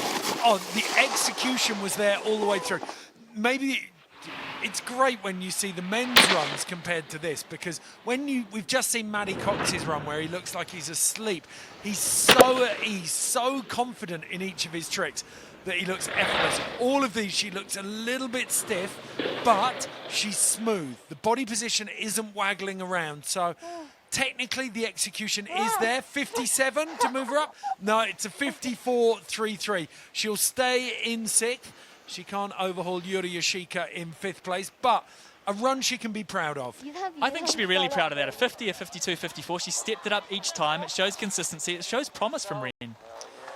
Okay, now we come to Summer Gendron, the Canadian. We've said it. She had such a successful Northern Hemisphere season, taking the win at the Junior World Championships in both big air and slopestyle. She hasn't landed the backside 720 on the 3rd and final jump. If she can, then she is undoubtedly podium material. But all of the pressure rides on this 3rd run for her. The last chance to shake up the podium here. Technical just coming off early. Summer just not quite getting the rail as she would have hoped there at the top. But technically very difficult. Switch frontside 180 to 50-50. Frontside 180 off the cannon. Coming into the first jump, switch. Switch frontside 540 with the mute grab. Frontside 360 with the stalefish. Style being the name of the game here. Can she get the backside 7 on this last jump? Backside 7 from Summer. She's got it. She's done it. Will we see a shake-up of that podium? From the 18-year-old goofy footer from Canada, Summer Gendron. She won the big air and slopestyle junior world champs. What's this going to do to the judges? They're going to be spinning right now, aren't they, Ed? Oh, well, I think if we go back and check out these, oh, she said it 3rd time's the charm. Check out these replays.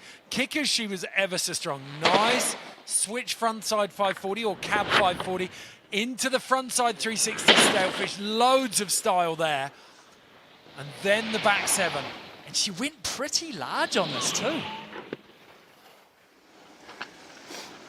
So you nailed that backside 720. You've got to be stoked about that. Yeah, I'm super stoked to put down a run today. Yeah, it was a really fun day and all the girls are killing it.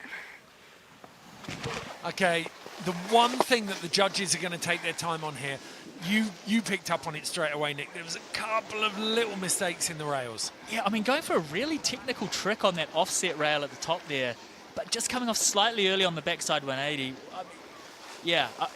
It always has more impact when you can get off the end of those rails. Difficult to call this. 79.66. It's enough to put Summer Gendron into 3rd position, just behind Melissa Pepperkamp and just ahead of the Norwegian Hannah Eliasson. So now it's the turn of Eliasson. She's just been popped off the podium into 4th place. She's, for me, I think one of the smoothest rail riders out of this field. Interesting to see what she does here. She got great first run score, 71.33. Where can she tidy it up? One of only 2 goofy footers. Oh, no! She wanted that 270 She out. wanted that 270 and it was looking so smooth.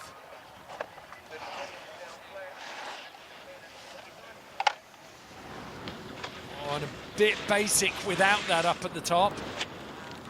And we saw,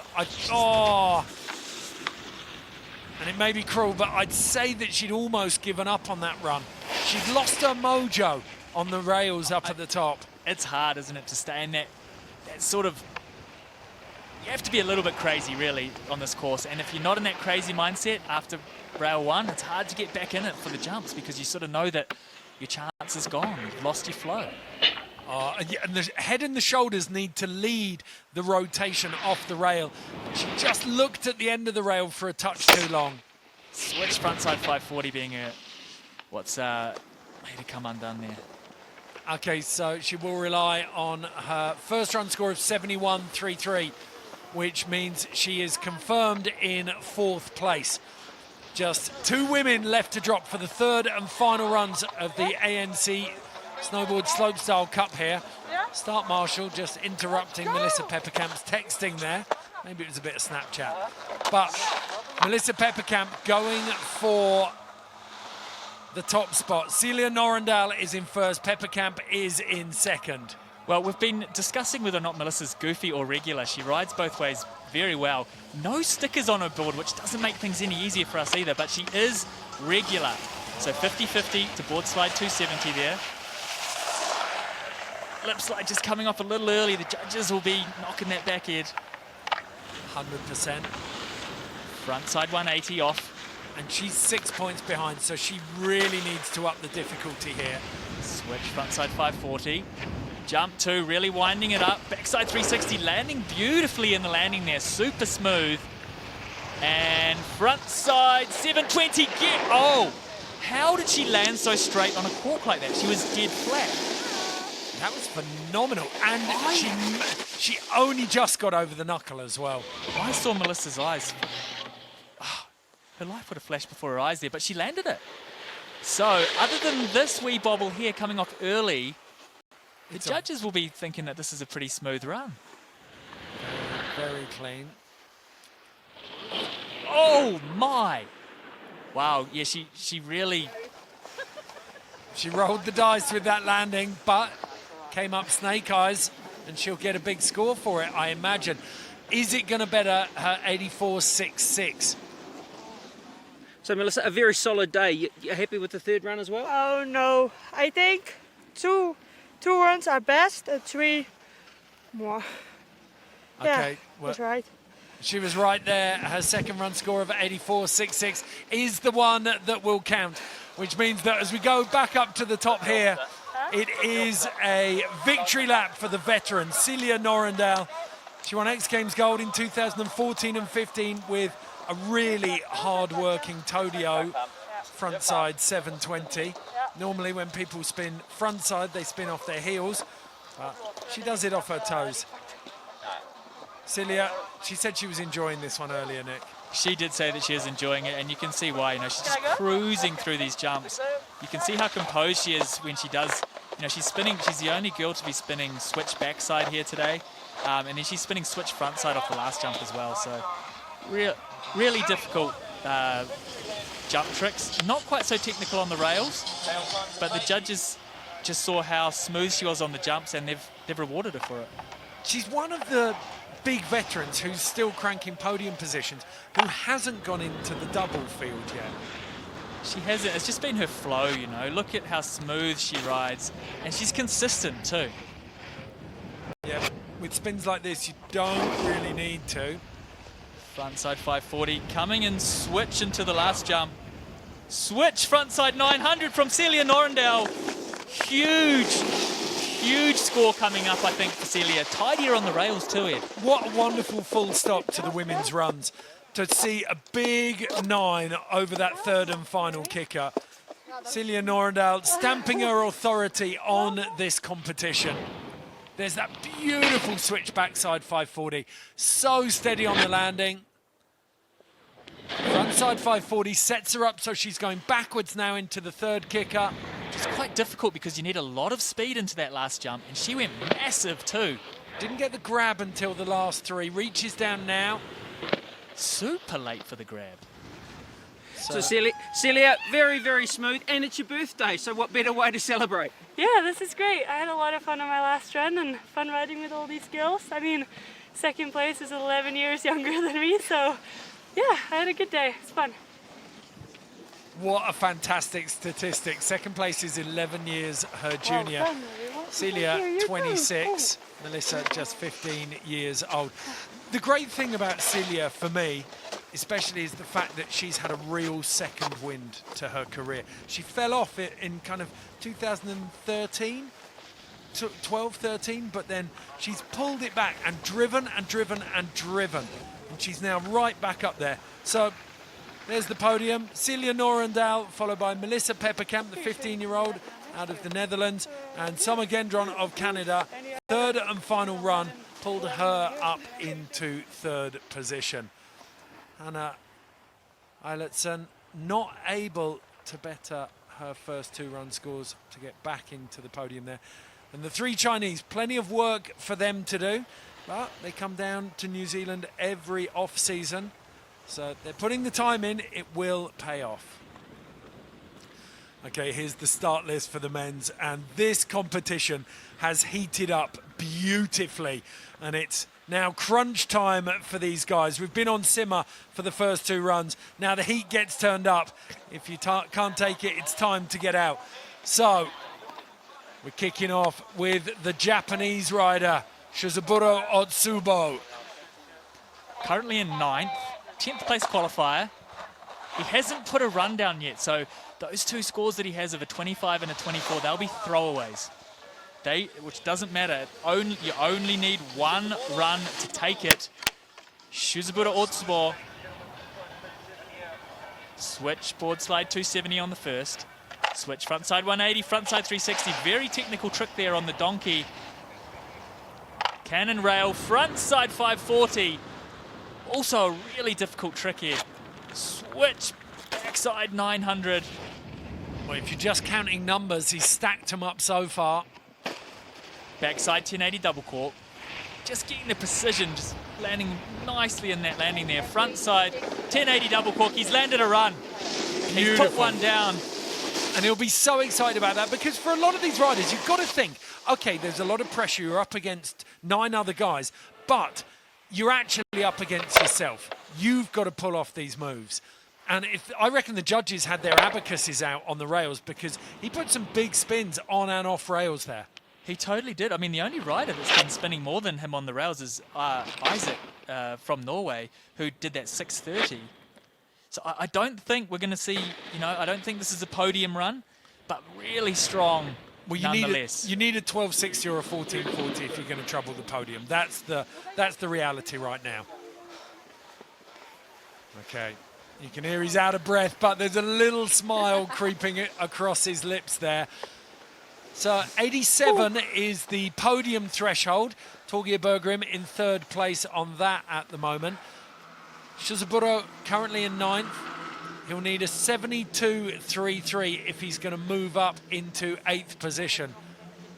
So 67.33, it's not enough, but I'll tell you what, I'm loving the consistency. We've got a really steady score arc through there now. Only Maddie Cox hasn't banked one, which means we've got a really high standard of riding. That's the way you confirm consistency and high standards.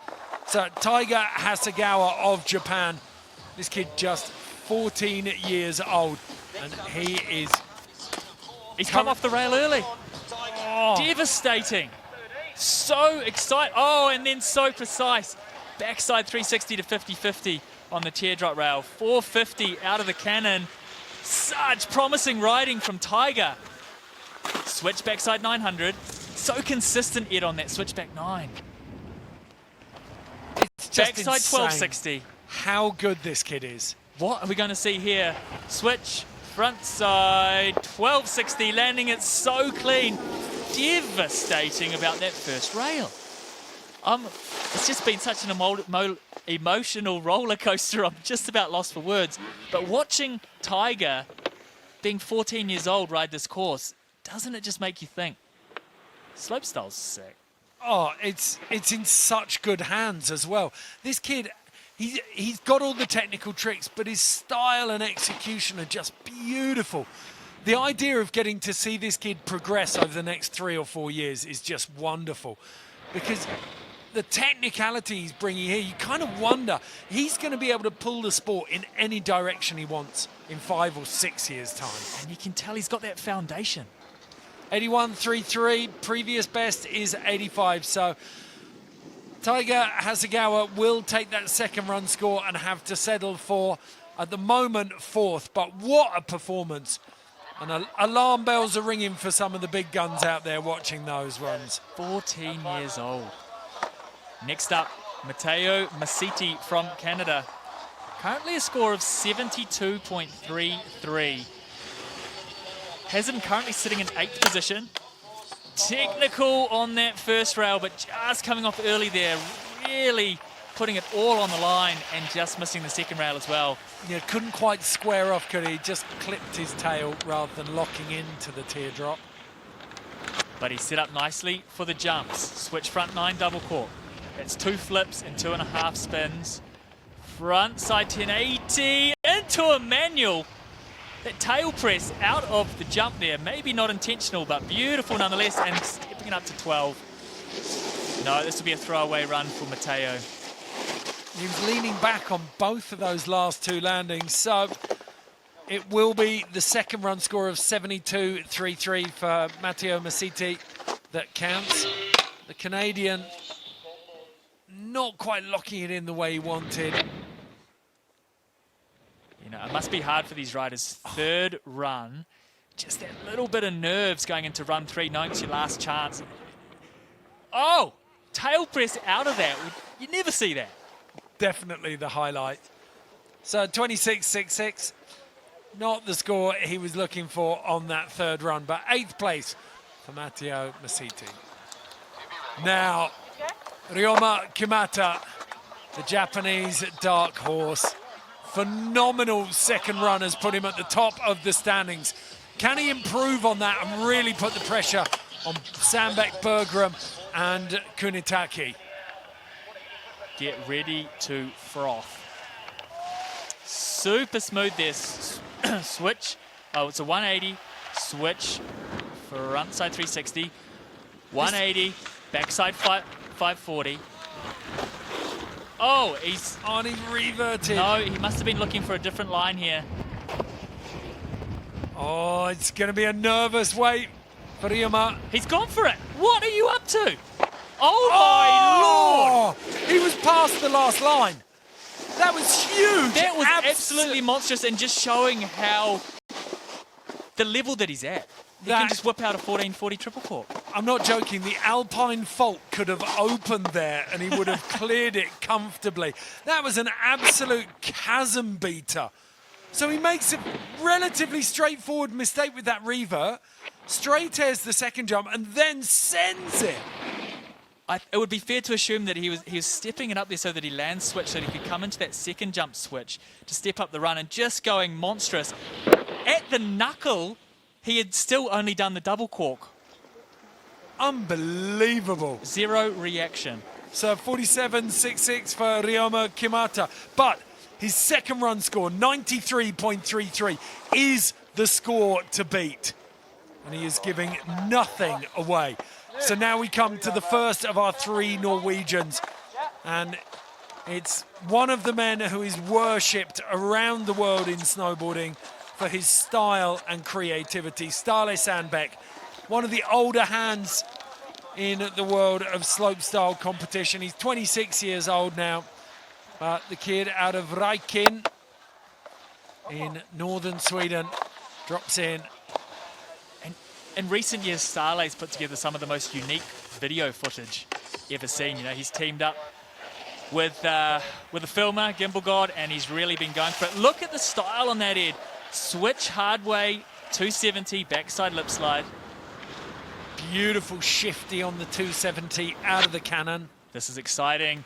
Frontside 1080, Ståle Sandbeck showing why he is at the forefront of slopestyle. Backside 1260 holding on. Is it too much of a side slip there? But no, he's coming to the last jump switch. Frontside 1260.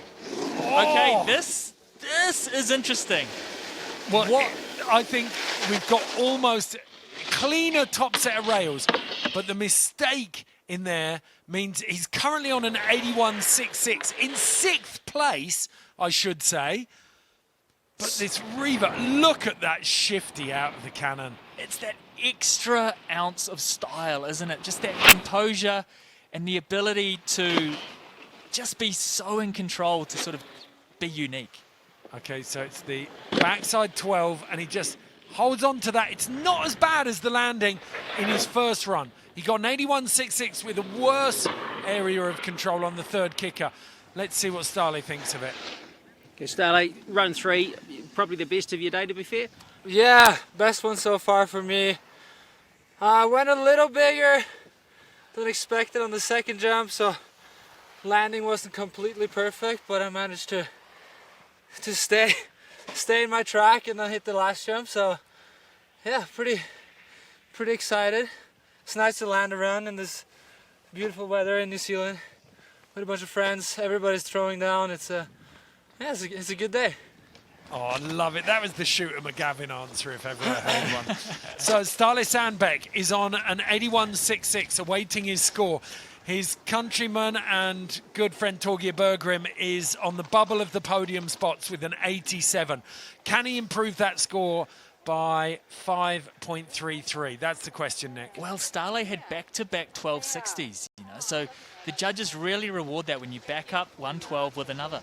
Yeah. 84.33, an improvement, but only good enough for fifth place. And you have to say, at 26, Stale Sandbeck is one of the elder statesmen in slopestyle, and we're not going to see him riding in competition that often anymore. Well, at 26, yeah, it's hilarious to say, really, but yeah, you are at the older end of the field. The most exciting, just about one of them anyway, riders to drop in now, Isaac Ulstein of Norway. Probably the best rail section that we've seen from anybody here. Backside 270 onto the teardrop. Little late on it though, overshot it slightly. Backside 630 out of the cannon. Most technical trick that we've seen out of that. Off the toes there.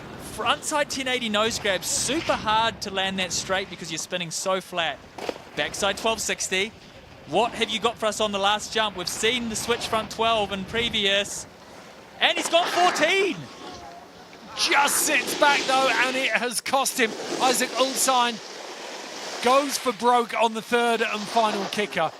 It's fascinating comparing and contrasting that fluid style that we saw with Stale and the rails I feel from Isaac. He's super fluid on the rails, but then the kickers, you watch this, and he's quite utilitarian. He's very functional in these spins. He is as well, and it's just cool to see that extra little bit of sort of that X factor, coming through with frontside spin with the nose grab.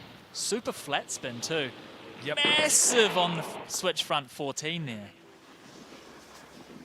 Well, Isaac, you attempted a very technical run there. How do you think you went? Went a bit further than expected on the last one, but I'm happy just to be here, just to put one down. It's been fun, actually, yeah. Thank you.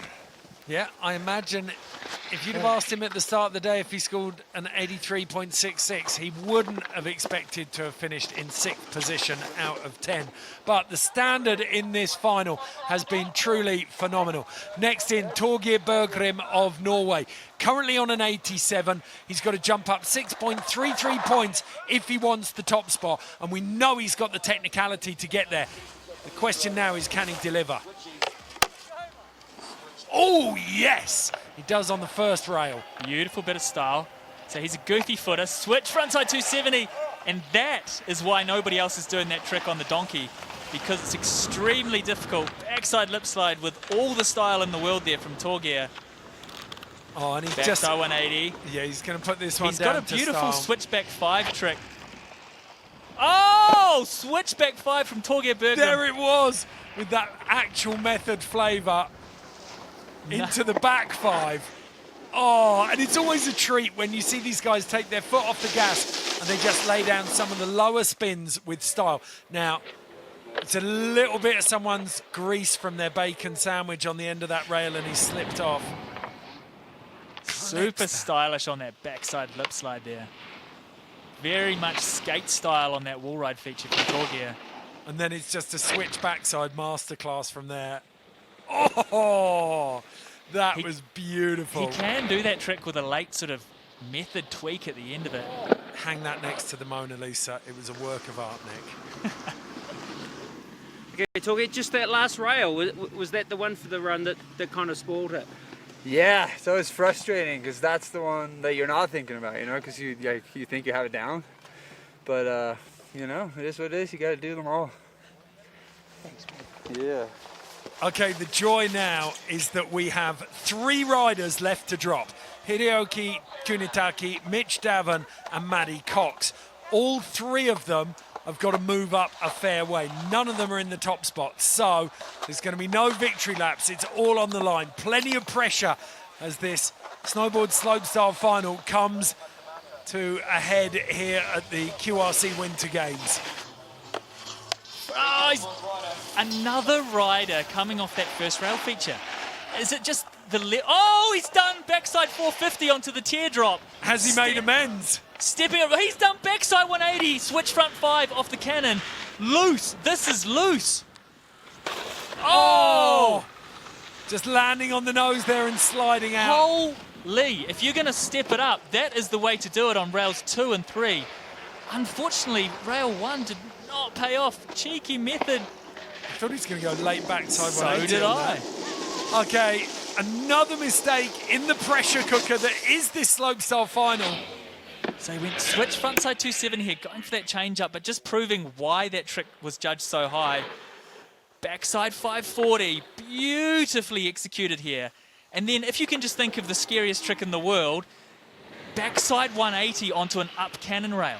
You're completely blind and you need pinpoint precision. So Hideyoki Kunitake will not walk away with the gold here. He'll rely on that second run score of 92.66. He's sitting in second place, but 2 first place qualifiers, Mitch Davon and Maddie Cox, are still to drop. Mitch Davon will be the first of the 2. Currently sat on a 74.66, right down in 7th position. We know he's got some big tricks. New Zealander on home snow will be desperate to deliver. Mitchell Davon really making his mark yesterday, qualifying first in his heat. Oh, another rider sketching out on rail 1 and run 3. He's gone massive there. He's just opted for a tap front 3 over the teardrop rail. Forward slide 270. Just a little loose head on that top section, but he's going to pull it together here on the jumps. Massive switch frontside 1080 double cork. Coming into jump 2, switch backside. Oh, that looked like that wasn't good. Switch backside 1080 going monstrous. A lot bigger than he thought he was going to go, and it looks like he's just injured himself overdone there. it? Has he overdone it? Mitch, no, he's able to penguin hop up there. Oh, so disappointing, having delivered so impressively in qualifying. And so casual in run 1. And I'm going to stick by it. I still think that the judges were a little bit Scrooge on his first run score. I think he just was so smooth, the judges thought he was just doing mellow tricks. Oh, right at the very end of that landing, he couldn't have gone much further. Yeah. Okay, Mitchell, some days it just doesn't come off, does it? Yeah, nah. Just cooked it from the start, so I went absolutely massive on the second. Oh, yeah, that didn't go very well. Just 17 years old, though. Mitchell Davon, we expect to see plenty more from him in the years to come. Now, back up to the top. Last man to drop here at the QRC Winter Games Snowboard Slopestyle Finals. And he has 2 million cubic litres of froth stored up for this run. He's dropped his first 2. He qualified in first. He has to deliver now. Yes, indeed. The most vocal of all of the athletes out here today. Coming into rail 1 switch. Super casual there from Matty Cox. Now going into the hardest trick ever. Switch hardway 270 onto the teardrop. He's got it. This is exciting stuff from Matty. Massive 450 off the cannon. Super difficult trick there for Matty Cox. Switch frontside 1080. Just not quite getting the rotation, but it's not going to hold him back because he's going switch backside. Oh, it just didn't feel right off the first kicker. He'd come up a tiny bit short. Oh, with so much promise. Once he'd put the rail section... Yes, sliding in. Oh, today is not my day. Matty Cox, it doesn't matter what he does in his run just about because he's great to watch regardless of what trick he's doing. Rough day in the office. Oh, man. Okay, Coxie, some days you just end up on your backside, don't you? Oh, yeah, tell me about it. I was like coming around, I got that cab 10. I was like, this is it, coming together. Kind of claimed it a little too early. And then I was coming into that switchback 12 and I was like, okay, easy does it, Cobber, easy does it, slow your horses. And then I was just kind of like, halfway through, I was like, oh God, here we go, here comes the knuckle. I just kind of like blew it before I even got there, so she'll be right. Well, the lesson for Maddie Cox there, Thanks for a good buy day, guys. well Appreciate or it. buy twice. But the froth level is barely dimmed. I'm sure he'll be out here shredding with everyone all afternoon. Maddie Cox, first place qualifier, cannot make it work in the finals here, and he settles for 10th position of the 10. But we've had two big names announce their arrival on the international stage here. Ryoma Kimata, remember that name. That kid is going to be a big deal in snowboarding. Hideoki Kunitaki in second. The Norwegian legend Torgeir Berggrim in third. But the other name to keep an eye on, 14-year-old Taiga Hasegawa. That kid was out of this world, Nick. Oh, seriously exciting to watch. And Ryoma Kimata as well. That frontside triple cork, I think he landed below the bottom line on that last jump. Absolutely phenomenal. And you look at the scores through that results list there, and we had brilliant landed runs from 9th place to 1st, and a really nice, I always talk about this, I get to watch a lot of scorecards. When you have a beautiful arc of scores like that, it means that you've seen a really, really high standard of riding. Totally, and it's testament to the level of riding, it's testament to the course, it's testament to the conditions, it's testament to where snowboarding slopestyle is going, and I think we're in a really exciting spot right now. Yeah, on the one hand, you've definitely got this arm of the sport that's charging towards bigger spins, bigger corks, as we saw in Big Air with Chris Corning and his quad cork.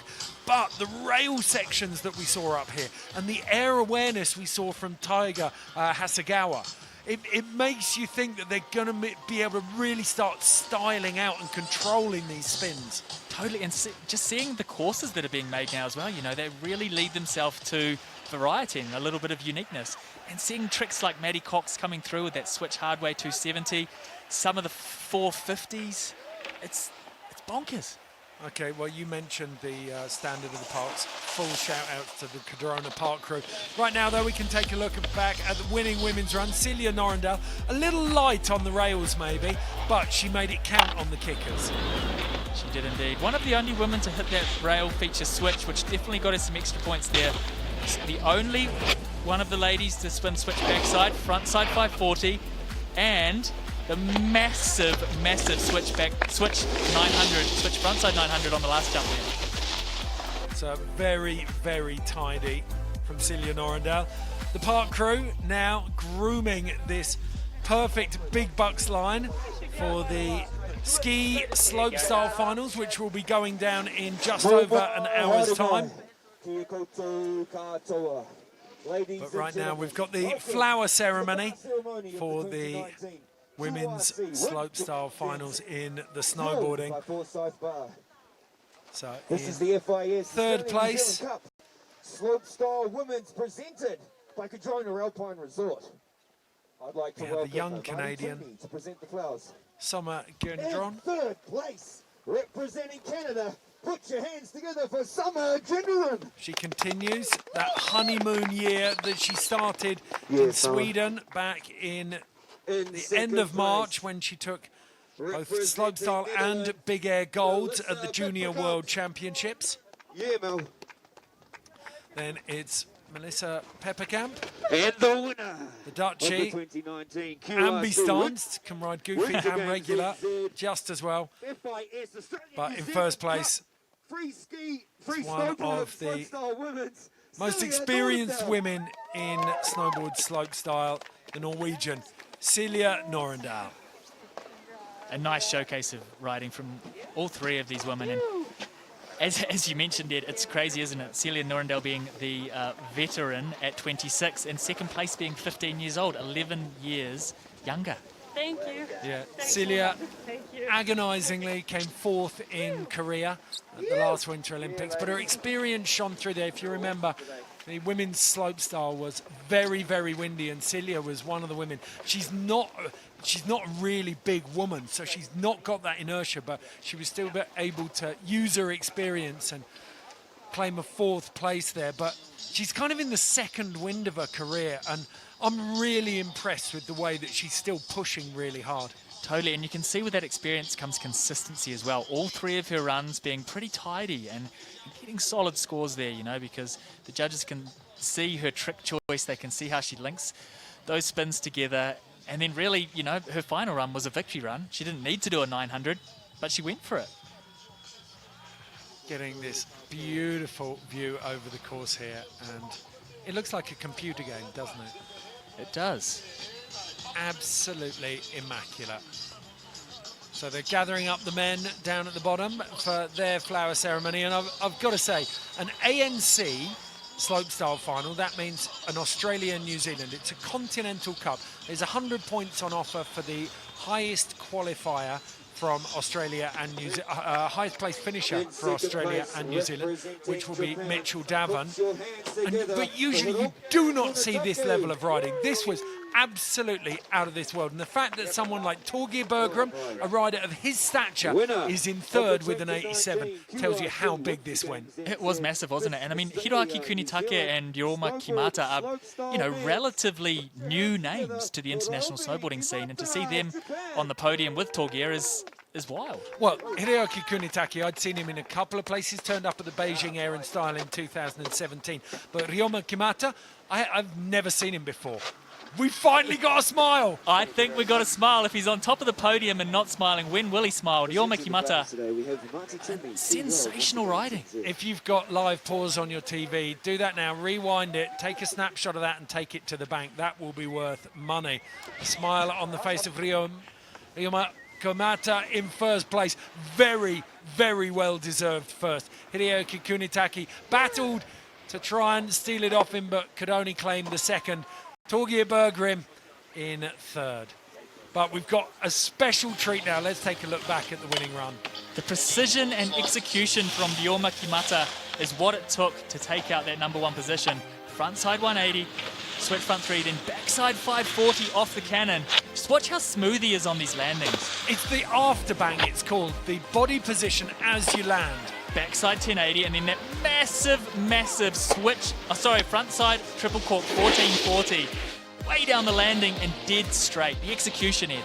The body position on every single landing, didn't matter how technical it was, how big the spin was. He just landed shoulders square, over his knees, completely evenly weighted on the board.